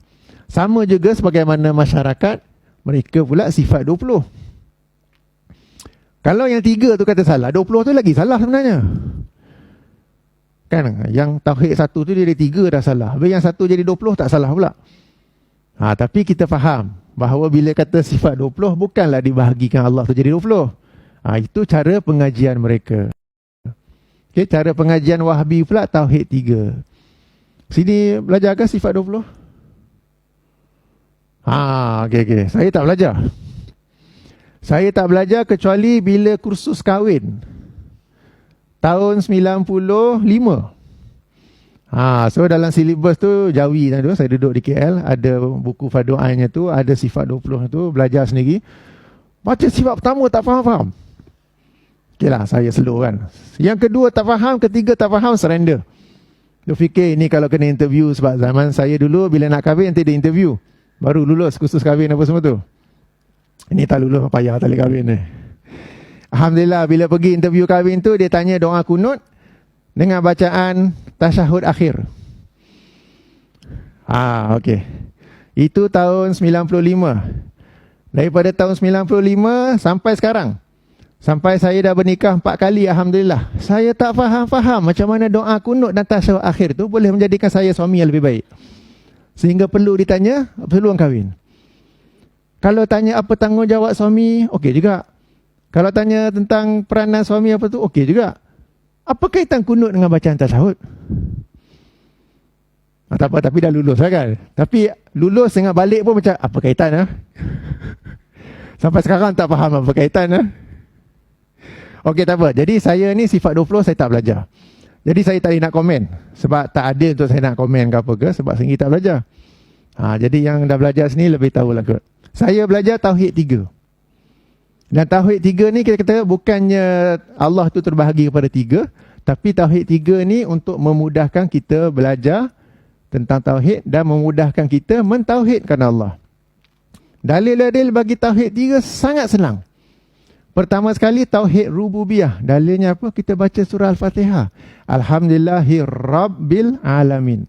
Segala puji bagi Allah Rabb, Tuhan sekalian alam, yang mengurus, yang mentadbir sekalian alam. Daripada Rabb itu datangnya Rububiyah.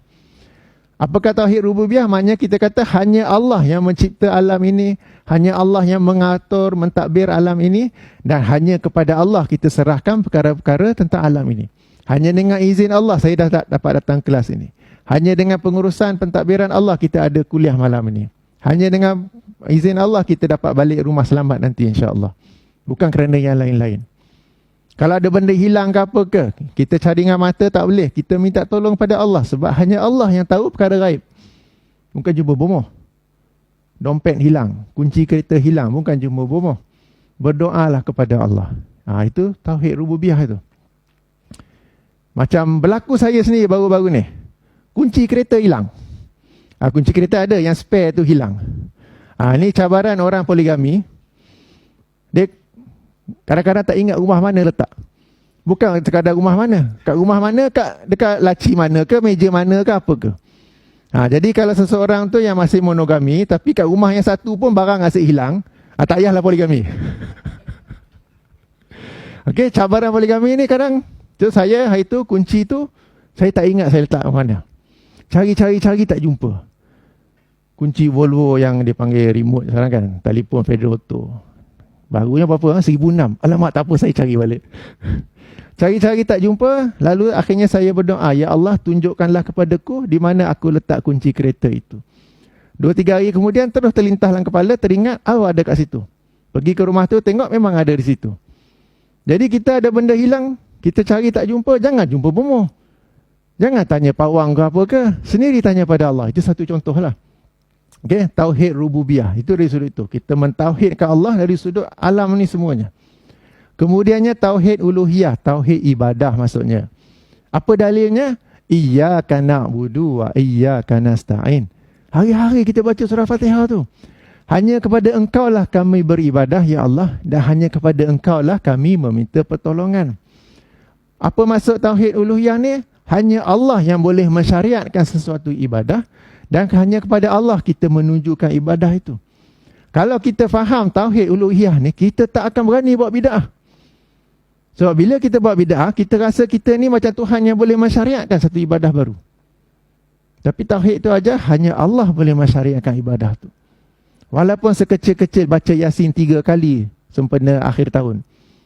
Doa awal tahun, doa akhir tahun, benda-benda gitu tu. Hanya Allah yang boleh mensyariatkan. Dan hanya kepada Allah kita menunjukkan ibadah itu. Bukan kerana ada mak motor atau rumah, aku nak tunjuk rajin semayang. Ada nasi berani kat masjid tu. Aku nak pergi makan, aku nak pergi semayang jemaah begini. Pergi semayang tu bukan tu, tapi kerana nak makan nasi berani. Jadi benda-benda begitu tu. Tauhid ibadah. Tauhid asma wa sifat yang ketiga. Dalilnya apa? Walam yakul lahu kufuwan ahad. Tidak ada apa-apa jua yang semisal ataupun sama dengan Allah. Jadi berdasarkan Tauhid asma wa sifat ini, hanya Allah yang boleh menetapkan sifat-sifatnya. Dan hanya kepada Allah lah kita menyandarkan sifat-sifat itu. Kita tak boleh kata sifat ini ada dengan orang lain juga. Bila kita mentauhidkan Allah dalam asma wa sifat, maksudnya apa? Hanya Allah yang ada sifat tu. Hanya Allah yang ada sifat istiwa tadi tu. Hanya Allah yang ada sifat di langit tadi tu. Tak sama dengan mana-mana lain. Jadi, Tauhid yang 3 ni sangat mudah. Sebab berdasarkan dalil-dalil ayat-ayat yang kita biasa baca, surah Fatihah, surah Qul Huwallahu Ahad. Kemudiannya bagi saya, ianya lebih efektif, lebih berkesan untuk kita mentauhidkan Allah dan menjauhi keyakinan-keyakinan yang berbau syirik. Saya tak belajar sifat 20, tapi saya tahu kebanyakan rakyat Malaysia belajar sifat 20. Tapi kebanyakan rakyat Malaysia juga barang hilang jumpa bomoh. Kan?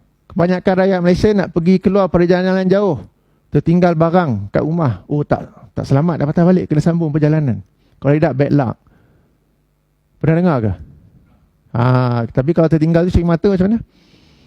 Macam saya ni kan, bawa kereta, cermin mata tertinggal. Nak patah balik ambil, bad luck. Tapi takkan ada rasa betul-betul cermin mata. Macam mana pula tu? Tapi di kalangan masyarakat kita, belajar sifat 20, tapi perkara-perkara yang mencemari tauhid tu sangat banyak. Penggunaan tangkal, memperjayai nasib baik, nasib buruk. Sangat banyak lagi. Apakah sifat 20 tu tidak berjaya untuk membawa umat Islam di Malaysia nanti untuk mentauhidkan Allah dan menjauhi perkara-perkara syirik? Saya tanya ya. Sebab saya tak belajar, saya tak tahu. Tapi yang saya tahu, tauhid 3 ni lebih efektif, lebih bermanfaat, lebih berkesan untuk kita mentauhidkan Allah dan menjauhi perkara-perkara yang syirik kepadanya. Demikian tentang tauhid 3 serangkai ataupun tauhid Trinity. Diam, tanda faham ke? Okey, saya nak sampaikan tentang akidah tadi 4 perkara je lah. Tentang istiwanya di atas arash, tentang Allah di langit, tentang Allah ada tangan, kaki, wajah apa semua, dan tentang tauhid 3 serangkai ataupun tauhid Trinity ke apa dia orang panggil ke tu. Sekarang saya nak masuk bab ibadah. Okey, boleh masuk? Okey. Ada perkara-perkara berkaitan ibadah yang juga orang Wahabi ni dikritik ataupun disandarkan secara negatif. Pertama sekali, orang Wahabi ni tak hormat imam-imam mazhab. Mereka tak ada mazhab ni tak apalah, tapi tak hormat langsung. Suka hati je pandai-pandai, macam mereka ni pandai sangat dalam bab agama. Pernah dengar tak tuduhan seperti itu? Okey. Hijau pula.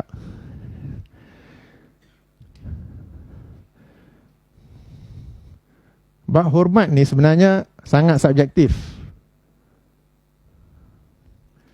Saya bagi contoh, sekarang ni bulan Syawal kan, antara yang hangat diperbincangkan ialah puasa 2 dalam 1, boleh ke tidak? Puasa qada, maknanya nak qada Ramadan yang tertinggal. Kemudian niat tu sekaligus dengan puasa sunat 6 hari Syawal. Okey, macam saya ni, kerana kerjaya saya selalu musafir jauh-jauh, ada banyak puasa yang saya tinggal. Tak malu-malu, 12 hari. Okey, banyak sangat kerja. Sekarang nak ganti pun tak boleh, banyak kerja. Okey, tak apa. So, sekarang ni saya ada puasa qada yang perlu diganti, tapi saya juga nak juga puasa 6 hari pada bulan Syawal. Apakah boleh buat 2 dalam 1 atau tidak? Okey, sebahagian ulama dalam mazhab Syafi'i, sebahagian bukan semua, berkata boleh. Boleh puasa 2 dalam 1. Dalil mereka gunakan kias. Sebabnya kalau seseorang itu masuk masjid dan dia semayang 2 rakaat qabliyah, katakan untuk isyak, dia masuk masjid, dia tak semayang tahiyatul masjid, tapi dia terus semayang 2 rakaat qabliyah qabliyah isyak, maka dia mendapat pahala qabliyah dan juga mendapat pahala tahiyatul masjid. Contoh lain, orang yang pada pagi Jumaat, pada malam itu dia bersama isterinya, lalu pada pagi Jumaat dia hendak mandi junub dan dia juga hendak mandi sunat sempena hari Jumaat. Apakah dia kena mandi 2 kali ataupun boleh mandi sekali dengan 2 niat? Jadi ulama mazhab Syafi'i kata dia boleh mandi sekali saja, tapi dengan 2 niat. Niat mandi junub dan juga niat sempena hari Jumaat. Maka berdasarkan kias ini, mereka juga berkata orang yang nak qada puasa, dia juga boleh niat 2 dalam 1. Qada puasa dan juga puasa sunat Syawal, salah satu hari itu.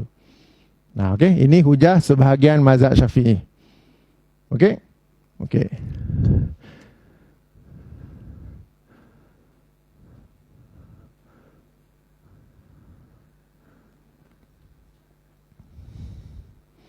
Wahabi ni pula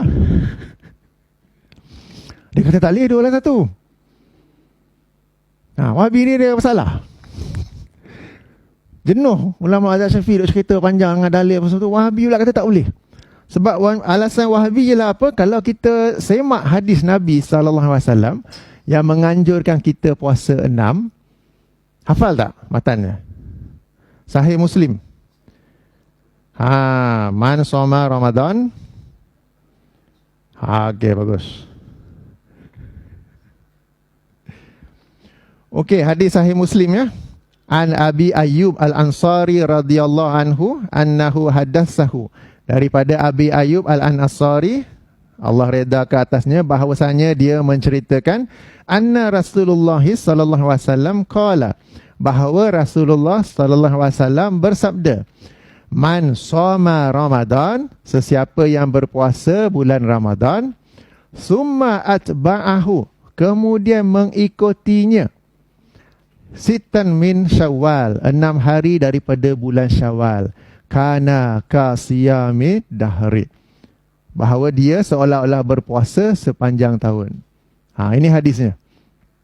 Tapi perkataan paling penting di situ, summa atba'ahu, kemudian mengikutinya. Maknanya dia dah puasa Ramadan tu penuh dulu, kemudian mengikutinya. Jadi macam kes saya ni, ada 12 hari tu, saya kena qada habis dulu, baru saya dah habis puasa Ramadan. Kemudian baru saya ikutinya dengan puasa Syawal. Katakan ada orang lain yang tak puasa sebab sakit ke, sebab uzur ke apa ke, ada seminggu, ada 3 hari, dia qada dulu. Katakan dia tak ada langsung, puasa Ramadan dia penuh. Tak apa, lepas tu dia ni. Tapi kalau ada qada dulu, sempurnakan Ramadan dulu, kemudian baru mengikutinya dengan 6 hari bulan Syawal. Itu hadis Nabi yang menganjurkan puasa sunat 6 hari pada bulan Syawal.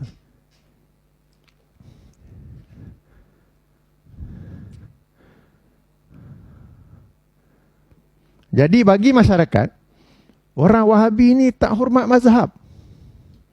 Tapi Wahabi pula, masyarakat ni tak hormat Nabi. Nabi dah cakap macam tu, kenapa nak ikut imam mazhab kata apa? Bagi masyarakat pula, imam-imam mazhab ni pandai. Kamu jangan pandai-pandai ikut hadis Nabi je. So, hormat imam mazhab, nak ikut imam mazhab kata. Kalau kita boleh, bolehlah tu. Nampak tak? Wahabi pula kata, kamu ni tak hormat Nabi ke? Nabi dah pesan macam tu. Buatlah macam tu. Apa yang susah sangat nak faham tu? Nampak dia punya di mana konfliknya tu. Jadi bila masyarakat berkata Wahabi ni tak hormat mazhab, bagi Wahabi pula, masyarakat ni tak hormat Nabi. Sebab Nabi dah ajar macam tu. Apa yang susah sangat nak faham kemudian mengikutinya dengan 6 hari bulan Syawal? Jadi di situlah nampaknya. Jadi bukanlah nak kata Wahabi ni tak hormat mazhab. Hormat. Kita baca juga. Ataupun saya bacalah juga tu yang saya tahu apa hujah-hujah di sisi sebahagian, bukan semua ya. Sebahagian kata tidak sah. Dah kena sambung. Para ulama mazhab Syafi'i yang berkata boleh puasa 2 dalam 1, mereka kata boleh, tetapi pahala yang diperolehinya tidak. Pahala yang diperolehinya kurang. Kalau nak pahala penuh, buat asing-asing. Maknanya qada asing, puasa sunat asing. Bila buat 2 dalam 1 sah, tetapi pahalanya tak penuh. Jadi isu hormat-hormat ni kita lihat dari perspektif apa? Bagi Wahabi, hormat Nabi dulu. Kalau apa yang Nabi sabdakan tu suka nak faham ke apa, ada maksud tersurat, tersirat, baru kita ikut penjelasan para imam mazhab. Tapi kalau sabda Nabi tu clear cut macam hadis kita baca tadi tu, maka hadis Nabi tu diunggulkan di atas pandangan ulama mazhab. Bagi masyarakat pula, ulama mazhab ni mengaji tinggi-tinggi ni, bersanad ni, apa ingat dia orang ni tak faham hadis ke? Dia orang kata boleh, bolehlah. Who are you to say cannot? Kopiah pun tak pakai. Sebagai contoh. Tapi kita dapat lihat hormat siapa yang tak siapa tu. Macam bagi saya, bila hadis tu clear cut, saya ikut apa yang Nabi SAW katakan. Tapi bagi setengah orang tu, entah macam mana dia tak boleh faham juga hadis tu. Dia nak ikut mazhab ni, tak apa, silakan. Kalau kita rujuk dalam laman web Mufti Wilayah pun, dia ada dibincang juga pandangan mazhab, dan kesimpulannya yang afdal puasa asing-asing, tapi kalau nak buat boleh mengikut satu pandangan, memang dibolehkan puasa 2 dalam 1. Tapi bagi saya hadis Nabi tu clear cut. Man shoma Ramadan, summa, kemudian mengikutinya dengan 6 hari daripada bulan Syawal, baru dapat pahala seperti puasa sepanjang tahun. Dan saya ikut Nabi bukan bermaksud saya menghina ulama mazhab, tak. Baca juga hormat juga. Tapi bagi saya ini lebih patut diunggulkan. Okey, jadi bila orang-orang Wahabi ni tak nak ikut mazhab, bukan menghina ke apa ke. Mereka baca juga, tapi mereka lihat yang hadis Nabi itu lagi utama untuk diikuti. Itu di sebenarnya. Bukan menghina, bukan kata apa ke. Sebab dalam banyak isu lain, orang-orang Wahabi pun tak sempat kaji ke apa, dia akan ikut mana-mana mazhab yang dia tahu. Sebab mazhab bagi orang awam ialah mufti yang memberi fatwa kepadanya.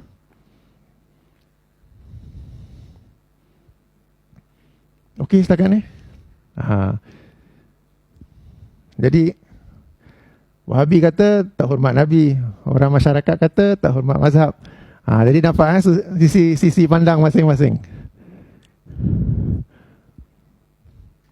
Sebagai contoh doa kunut. Doa kunut subuh. Dalam mazhab Syafi'i, okey, sangat dianjurkan untuk membaca doa kunut. Bagi Wahabi pula kaji-kaji, apa nak kata, yang Nabi baca sebenarnya ialah kunut nazilah. Sebab doa kunut tu sebenarnya untuk kita. Yang lebih patut dibaca untuk kunut nazilah, untuk umat Islam di Syria ke, di Palestin, di Yaman, apa semua tu. Jadi kalau tak tahu baca doa kunut, tak hafal apa, tak apa, tak payah baca. Dah habis sembahyang tu boleh doa dalam bahasa Malaysia, bahasa Inggeris, apa yang faham. Jadi bagi mereka yang Nabi tu. Tapi bagi masyarakat pula, Imam Mazhab dah cakap baca je lah. Who are you to say no need to read? Bahasa Arab, alif bata pun tak habis hafal. Kena macam tu selalu kan. Jadi nampak ya sisi pandang di situ.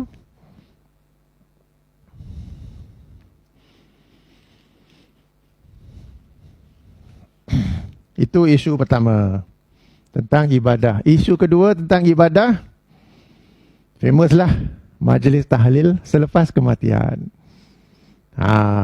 Di Malaysia, bukan mazhab Syafi'i ya, di Malaysia yang lazim diamalkan sehari, hari ke-3, hari ke-7, hari ke-40 dan ulang tahun setahun diadakan majlis tahlil.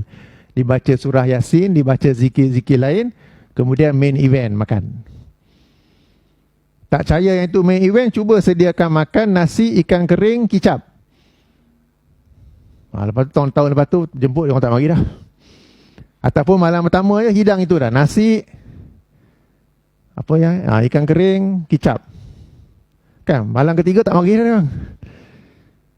Okey, cuba kalau malam pertama tu nasi kambing kulit. Nasinya aroma tu, semangat baca Yasin tu. Okey? Tak apa.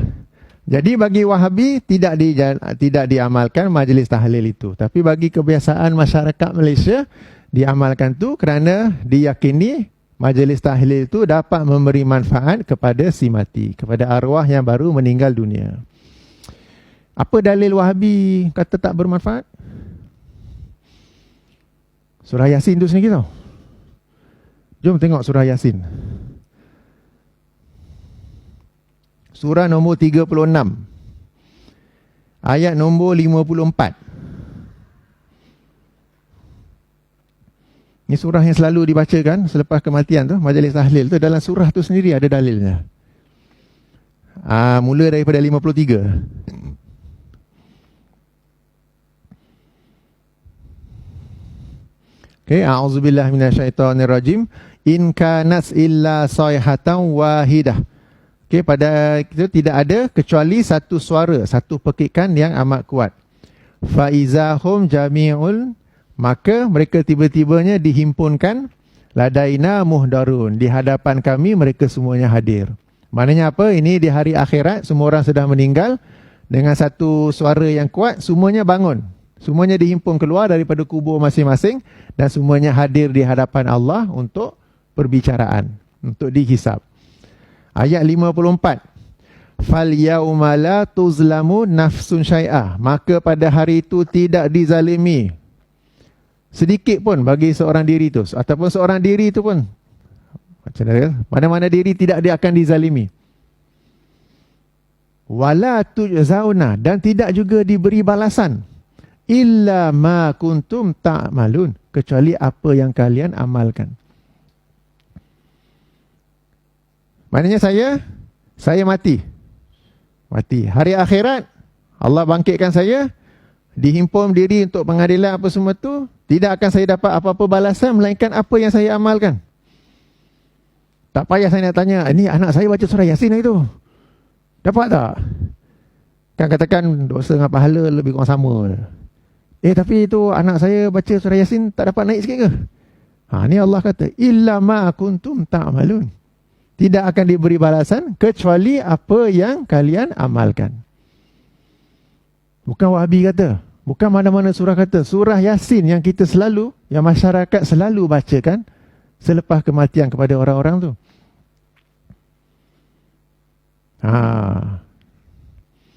Ini dalil Wahabi. Maknanya setiap orang dengan amalannya tu. Sebenarnya bagi ibu bapa ke apa ke, bagi anak, dia tak payah buat majlis khusus untuk memberi manfaat. Dia itu sendiri amalan ayah dan ibu dia. Ayah dan ibu dia besarkan dia, bekerja keras mencari nafkah bagi dia makan, hantar sekolah apa semua tu. Hantar sekali kelas agama ke, ajar mengaji ke, panggil orang ajar mengaji ke, sekalipun mungkin alik batam, aku mukadam ke apa semua tu kan. Anak itu sendiri sudah menjadi amalan bagi ibu bapa. Anak itu sendiri sudah menjadi pahala yang besar pada ibu bapa. Tak payah anak tu nak buat majlis-majlis ekstra. Yang saya ini sendiri adalah amalan ibu bapa saya. Dan mereka mendapat pahalanya insya-Allah. Dan mereka akan mendapat balasannya di akhirat nanti insya-Allah. Tak payah kita nak buat yang ekstra-ekstra tu. Kalau ada duit ekstra apa semua tu, banyak orang-orang miskin lagi yang nak makan. Kesian orang-orang miskin, anak yatim tu. Dia orang ni dapat baju, dapat makan bulan Ramadan je. Selepas tu tak dapat baju, tak dapat makan dah. Kan bila Ramadan je orang jemput je orang majlis buka puasa, bagi baju raya, apa kan. Dia orang ni makan sebulan lah, setahun. Lepas tu tak makan dah. Makanlah nasi dengan kicap je. Okey, daripada nak buat majlis macam tu, bagi duit tu bagi pada mereka. Duit yang sama tu kita bagi saham malam makan untuk dia orang seminggu cukup makan. Okey, ini tentang majlis tahlil. Memang orang akan kata orang gini, tapi surah Yasin yang dibaca itu sendiri, dalam tu Allah sebut. Nampak sangat baca selalu tak faham surah Yasin tu. Okey, amalan yang lain. Ini Wahabi famous lah ni. Bila zikir kena pelan-pelan. Mana boleh kuat-kuat. Kan di Malaysia lepas solat jemaah saja sebagai contoh, zikir akan secara kuat. Imam akan pegang mikrofon. Okey, kadang-kadang tu berlagu pula apa semua tu, berirama. Subhanallah walhamdulillah wala ilaha illallah wallahu akbar. Yang lain pun seronok sambut apa gitu. Wahabi pula kata, zikir pelan-pelan. Apa hal Wahabi ni? Benda baik, apa salahnya? Jadi apa dalil Wahabi untuk zikir perlahan? Dan apa dalil masyarakat untuk zikir kuat? Zikir ni surah Al-A'raf. Ayat 205, second last. Surah Al-A'raf, surah nombor 7. Ayat 205, ayat second last, yang kedua terakhir.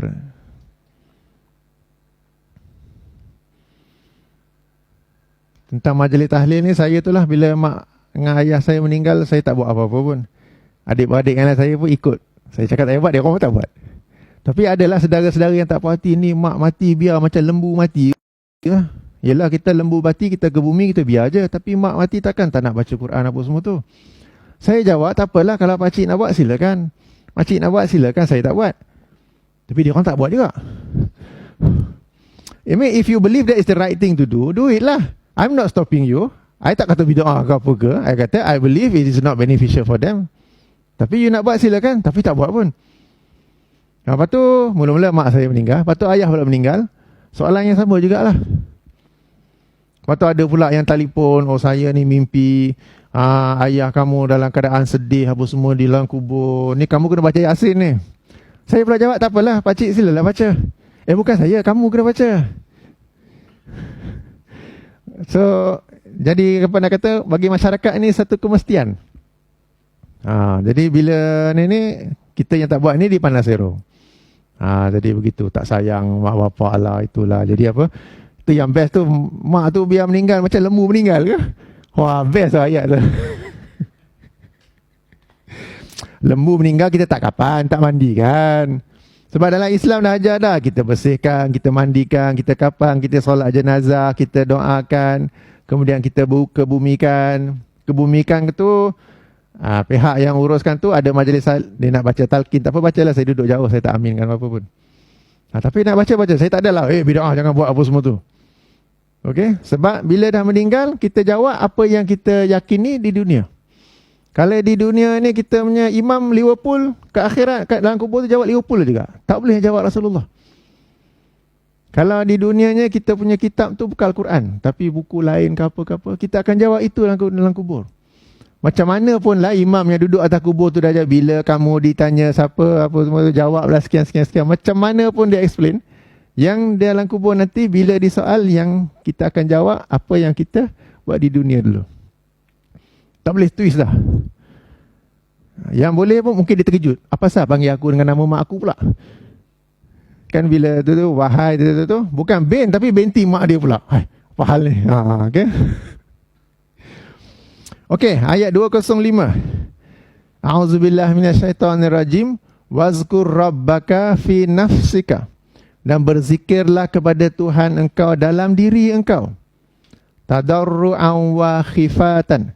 Dengan merendah diri dan perasaan takut. Sebab apa? Kita sedang sebut-sebut nama Allah.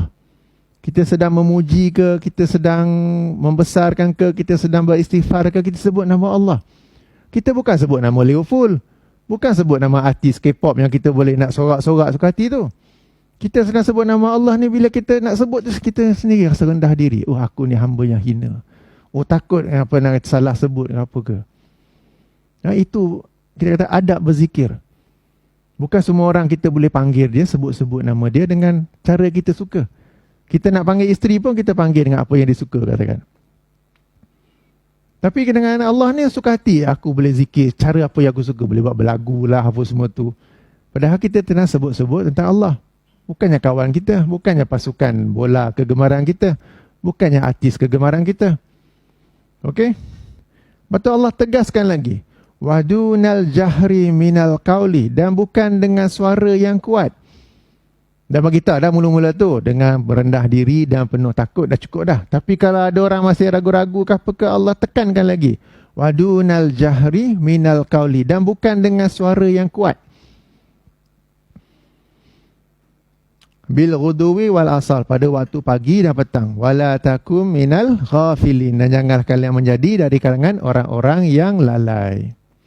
Jadi ini tentang adab ataupun etika zikir kepada Allah. Kita nak zikir pada Allah bukanlah ikut cita rasa kita, tapi cita rasa yang kita zikirkan itu. Allah nak kita mengikati dia dengan cara begini. Inilah cara kita buat. Who are we to say that this is better or that is better?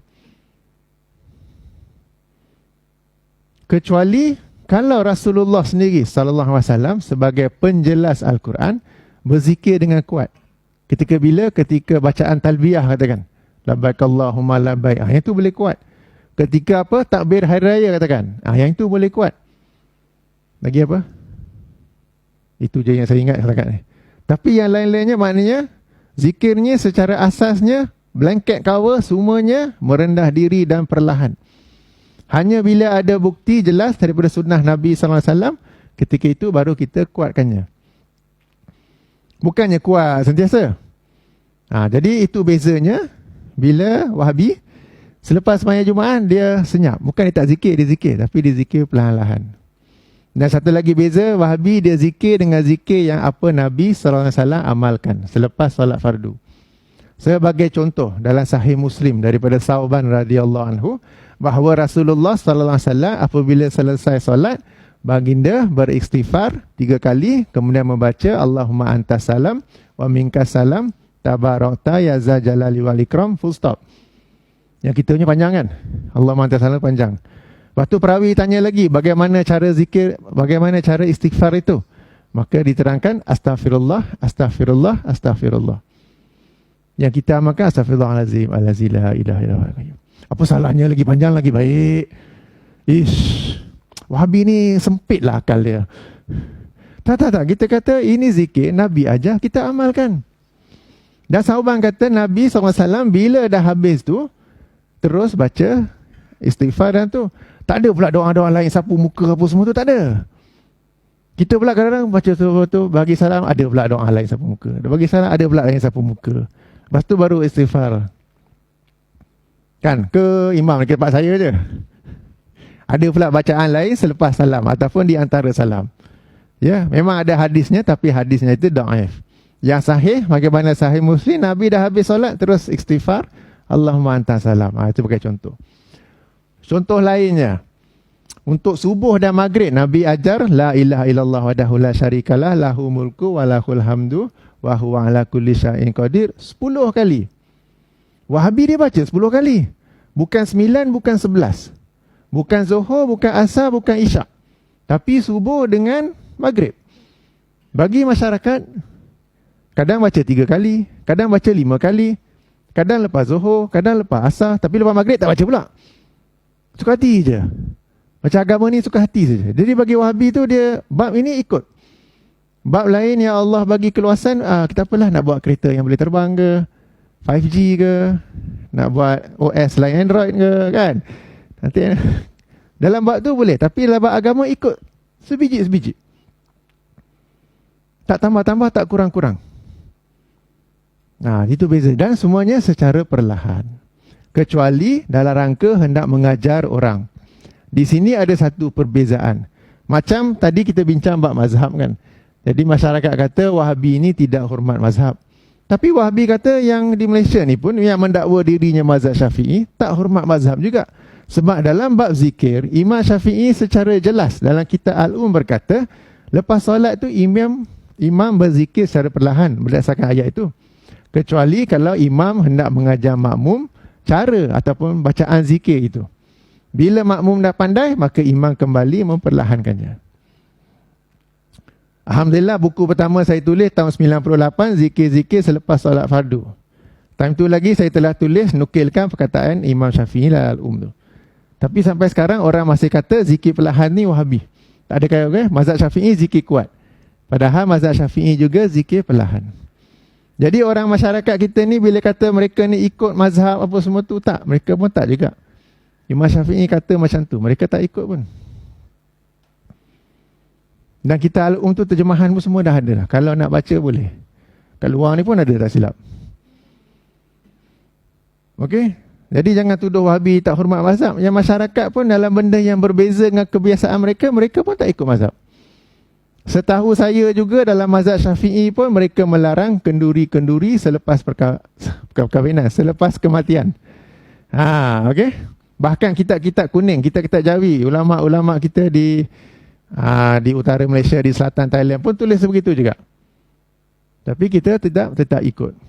Tapi tuduh Wahabi tak hormat mazhab.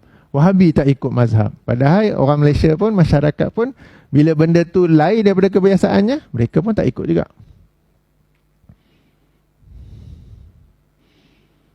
Ini bab zikir. Okay, last. Bab doa. Wahabi ni pun doa pelan-pelan. Tak nak pegang mikrofon doa. Apa dalil? Surah yang sama ya, surah ke-7, ayat 55.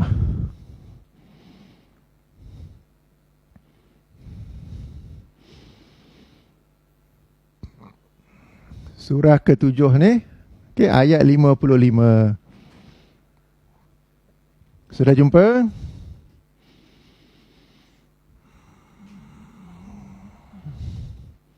Allah berfirman, ud'u rabbakum. Berdoalah kepada Tuhan kamu. Tadarru'an wa khufiyatan. Sama macam zikir tadi. Dengan merendah diri dan takut. Innahu la yuhibbul mu'tadin. Sesungguhnya Allah tidak menyukai orang-orang yang melampaui batas. Melampaui batas tu maksudnya apa? Yang menyelisihi apa yang Allah firman di situ. Okay, sebab sekarang ni apa? Kita sedang meminta daripada Allah, Tuhan yang maha besar, yang maha agung. Nak minta menyanyi-nyanyi ke? Nak minta sambil bergaya depan TV ke? Masuk TV Hijrah, pakai selendang kat sini? Tak, kita sedang, kalau kita ni katakanlah nak minta cuti daripada bos. Pergi pun minta, bos, ni nak minta sikit ni. Ni raya banyak tahun tak cuti, ni nak minta cuti boleh tak? Minta pelan-pelan, dengan penuh rasa rendah diri, takut. Ini dengan bos sesama manusia ni. Tapi dengan Allah boleh nyanyi-nyanyi doa. Pegang mikrofon, Allah amin, Allah amin. Apa baca doa macam tu? Kau minta pada siapa sebenarnya? Allah berfirman di situ, perintah, ud'u rabbakum, berdoalah kepada Tuhan kalian dengan merendah diri dan takut. Sesungguhnya Allah tidak menyukai orang-orang yang melampaui batas. Pengecualiannya ialah apabila Rasulullah sendiri sallallahu alaihi wasallam berdoa secara kuat. Contohnya bila kunut nazilah ataupun bila khutbah Jumaat, khatib berdoa, Rasulullah juga berdoa. Ketika itu boleh dikuatkan doa, tapi khatib dan makmum tak payah angkat tangan. Tidak disyariatkan mengangkat tangan ketika doa, ketika khutbah Jumaat ataupun khutbah hari raya apa semua tu. Adapun selainnya tu secara perlahan. Bukan Wahabi kata, tapi Al-Quran yang kata. Bukan Wahabi yang kata zikir perlahan, tapi Al-Quran yang kata. Bukan Wahabi yang kata majlis tahlil apa, tapi Al-Quran yang kata. Yelah yang majlis tahlil tu mungkin orang katakan bida'ah ke apa-apa. Tapi itu kita slow dulu. Kita bawa yang Al-Quran tadi dulu. Jelas ayat di situ. Jadi sekarang tentang zikir, tentang doa pun jelas ayatnya. Jadi itulah 4 perkara saya nak bawa dalam bab ibadah. Tentang menghormati mazhab, tentang majlis tahlil selepas kematian, tentang etika berdoa dan etika zikir. Yang biasa dituduh Wahabi ni buat lain-lain. Tapi di sisi Wahabi mereka ada dalil-dalilnya, ada hujahnya. Ada, kita sampai 10.30, ada 15 minit. Apa-apa soalan ke bantahan pun boleh juga. Kalau ada yang bantah, saya bagi Wahabi sini jawab. Okay, pandangan ke apa ke boleh juga. Kalau saya tahu, saya cuba beri ulasan ke apa ke bagi pihak Wahabi.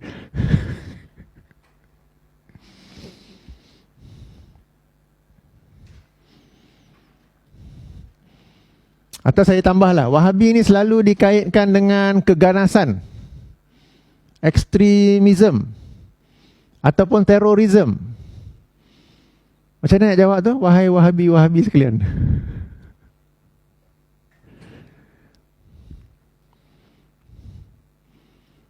Okay, kalau saya dapat ulas, ekstrim tak ekstrim ni sebenarnya sangat-sangat subjektif.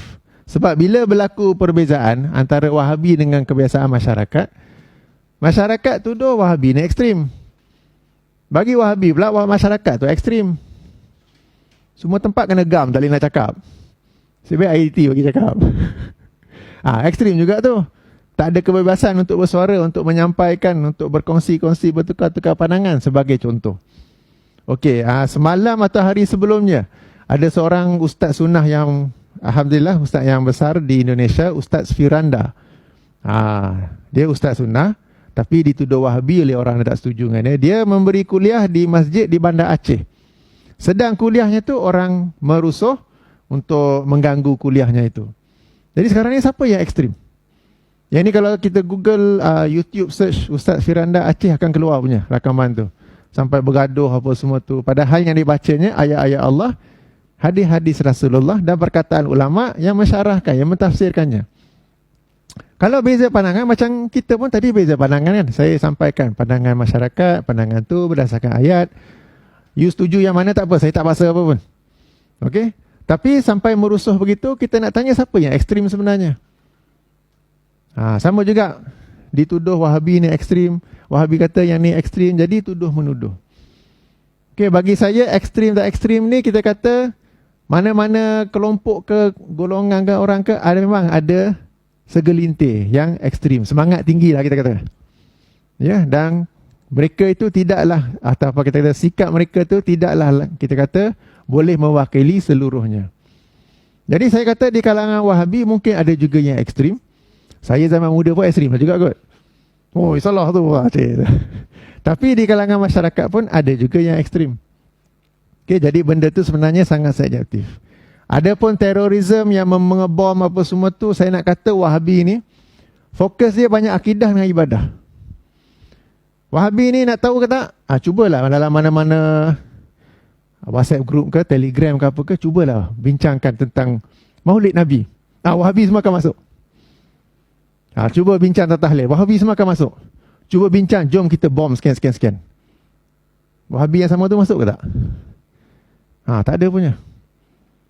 Bincang tentang ni seluar ni, kena bawah ke atas kan. Wahabi akan masuk. Okey, kita bincang tentang tudung, nak kena bawah ke labuh ke mana ke, Wahabi akan masuk. Tahlil confirm akan masuk. Cuba kita kata, jom kita pergi buat aksi terorisme sekian-sekian. Tengok dia orang masuk ke tak? Setahu saya tak ada. Sebab dalam bab itu pun mereka berpegang pada Quran dan Sunnah, mengikut kefahaman salafus soleh. Tidak boleh menzalimi orang-orang yang tidak ada kaitannya tu. Sebab mereka ni Wahabi ni pegang betul-betul kuat, sampai dikatakan mereka ni betul-betul literal. Jadi pegang kuat, which is kita kata baguslah. Tak ada nak takwil, tak ada nak tukar, tambah satu perkataan pun tak boleh, tolak satu pun tak boleh. Sampai-sampai katakan kalau Nabi ajar doa, Nabi ajar doa dengan lafaz mufrad, dia orang baca mufradnya, tak nak tukar jadi jamak pun tak boleh. Sampai gitu sekali. Okey, doa kunut tu Nabi sebenarnya ajar pada Hasan, cucunya. Allahumma hdini fiman hadait.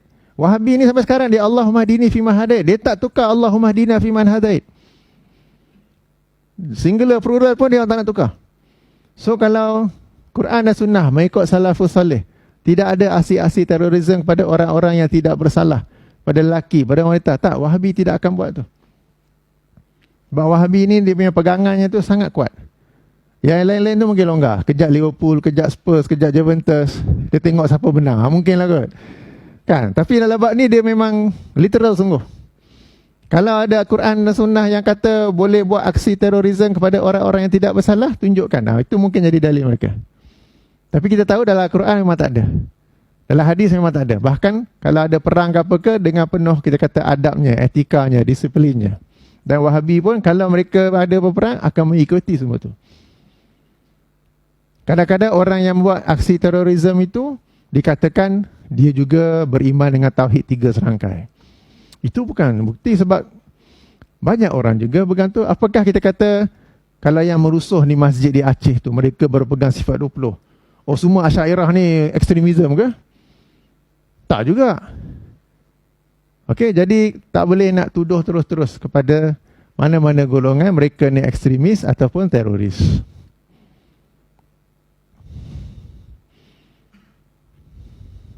Apa-apa lagi? Soalan, bantahan, kritikan?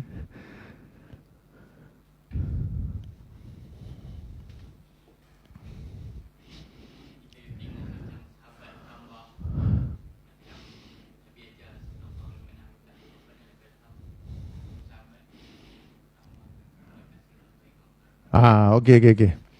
Bid'ah hanya berlaku selepas zaman salaf.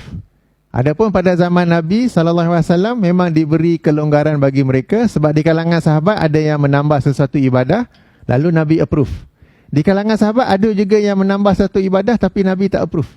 Sebab mereka ni sahabat ada satu keistimewaan mereka di mana mereka ini diberi peluang untuk menambah satu ibadah. Tapi Rasulullah SAW masih ada, wahyu masih turun untuk approve or disapprove. Dipanggil sunnah takririyah. Macam tadi yang bacaan Sami Allah Mahamidah kan. Tapi di kalangan sahabat ada juga macam kalau tadi kita bincang zikir secara kuat. Ada juga sahabat, sekumpulan sahabat balik dari perang, mereka happy, mereka berzikir secara kuat.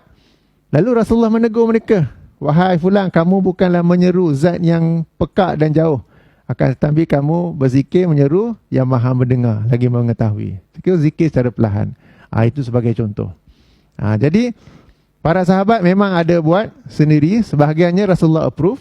Macam Bilal solat 2 rakaat selepas ambil wuduk, Rasulullah approve. Bahkan dengar bunyi selipernya di syurga. Tapi ada juga sahabat buat yang lain, Nabi tak approve. Tapi ini hanya berlaku, sebab tu bila kita bincang bid'ah tak bid'ah, ianya tak masuk pada zaman Nabi, tapi selepas itu. Kita tak boleh kata, oh sahabat buat bid'ah sebab dia baca Sami Allah Mahamidah, dia buat sendiri-sendiri. Sembahyang sunat selepas wuduk dia buat sendiri-sendiri. Tak. Bid'ah tidak bermula. Kiraan mula bid'ah tu selepas wahyu berhenti dan selepas, sebab sahabat tadi pun kita dah bincangkan, mereka itu juga hujah agama.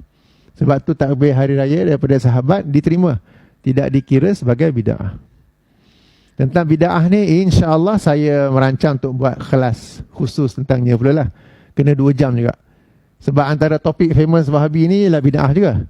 Tapi kalau saya sentuh lah malam ni tak habis nanti. Sebab bid'ah ni topik favourite Wahabi juga. Wahabi lah, bukan saya. Okey, soalan lain?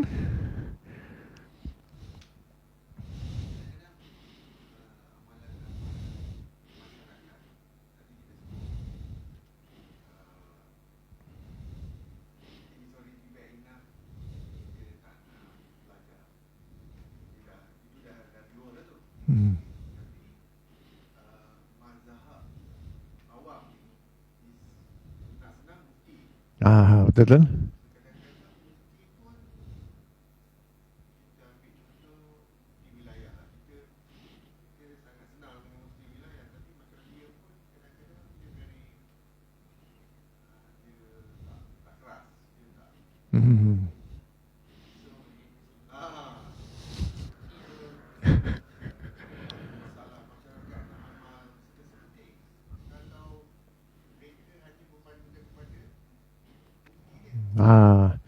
Itulah, yang ini saya tak boleh komen banyak. Nanti saya pun tak boleh cakap kat sini wilayah. Semua negeri kena ban kecuali wilayah dengan polis. Balik ke wilayah tak boleh. Tapi apa yang boleh saya katakan ialah kalau kita berbeza pandangan dengan mufti wilayah, Dato' Dr. Zulkifli Bakri, tak apa, sebab dia ada laman web dia yang dia cerita. Kemudian kita boleh saja bincang dalam kita punya WhatsApp group ke FB ke. Saya berbeza pandangan dengan yang hormati Tuan Mufti kerana hujah saya sekian. Boleh begitu. Macam apa nak kata baru ni, saya sendiri dalam Facebook saya berbeza pandangan dengan Tuan Mufti dalam bab solat sunat Qobliyah Jumaat.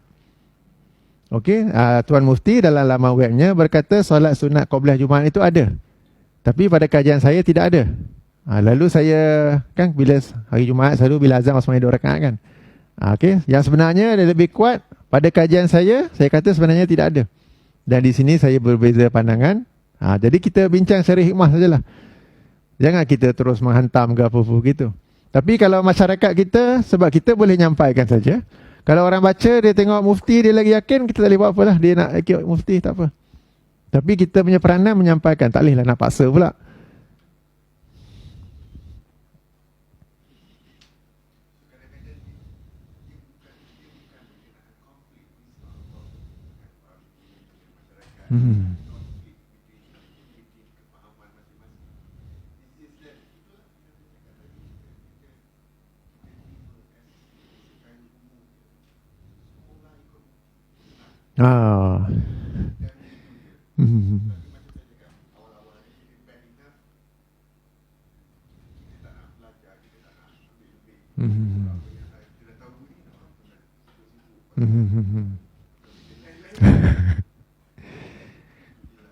Yalah.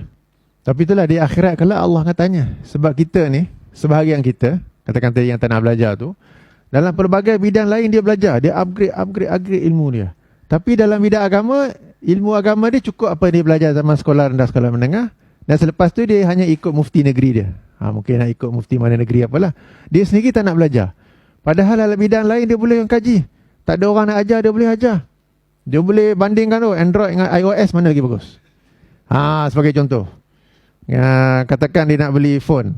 Samsung dengan Vivo dengan Huawei dengan tu mana lagi bagus. Dia boleh pula tu. Padahal dia tak ada knowledge langsung dalam bidang IT. Dia tak ada knowledge langsung tapi dia boleh pula tu. Katakan dia langsung tak ada knowledge dalam bidang hartanah.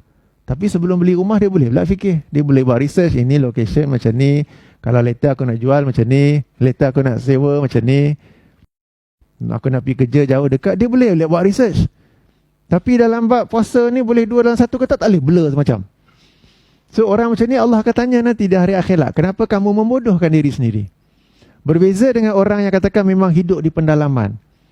Ya, tak ada akses internet apa ke, dia tak boleh nak tengok, nak Google, gaji, beza pandangan apa. Ustaz yang mari ajar kata boleh dua dalam satu.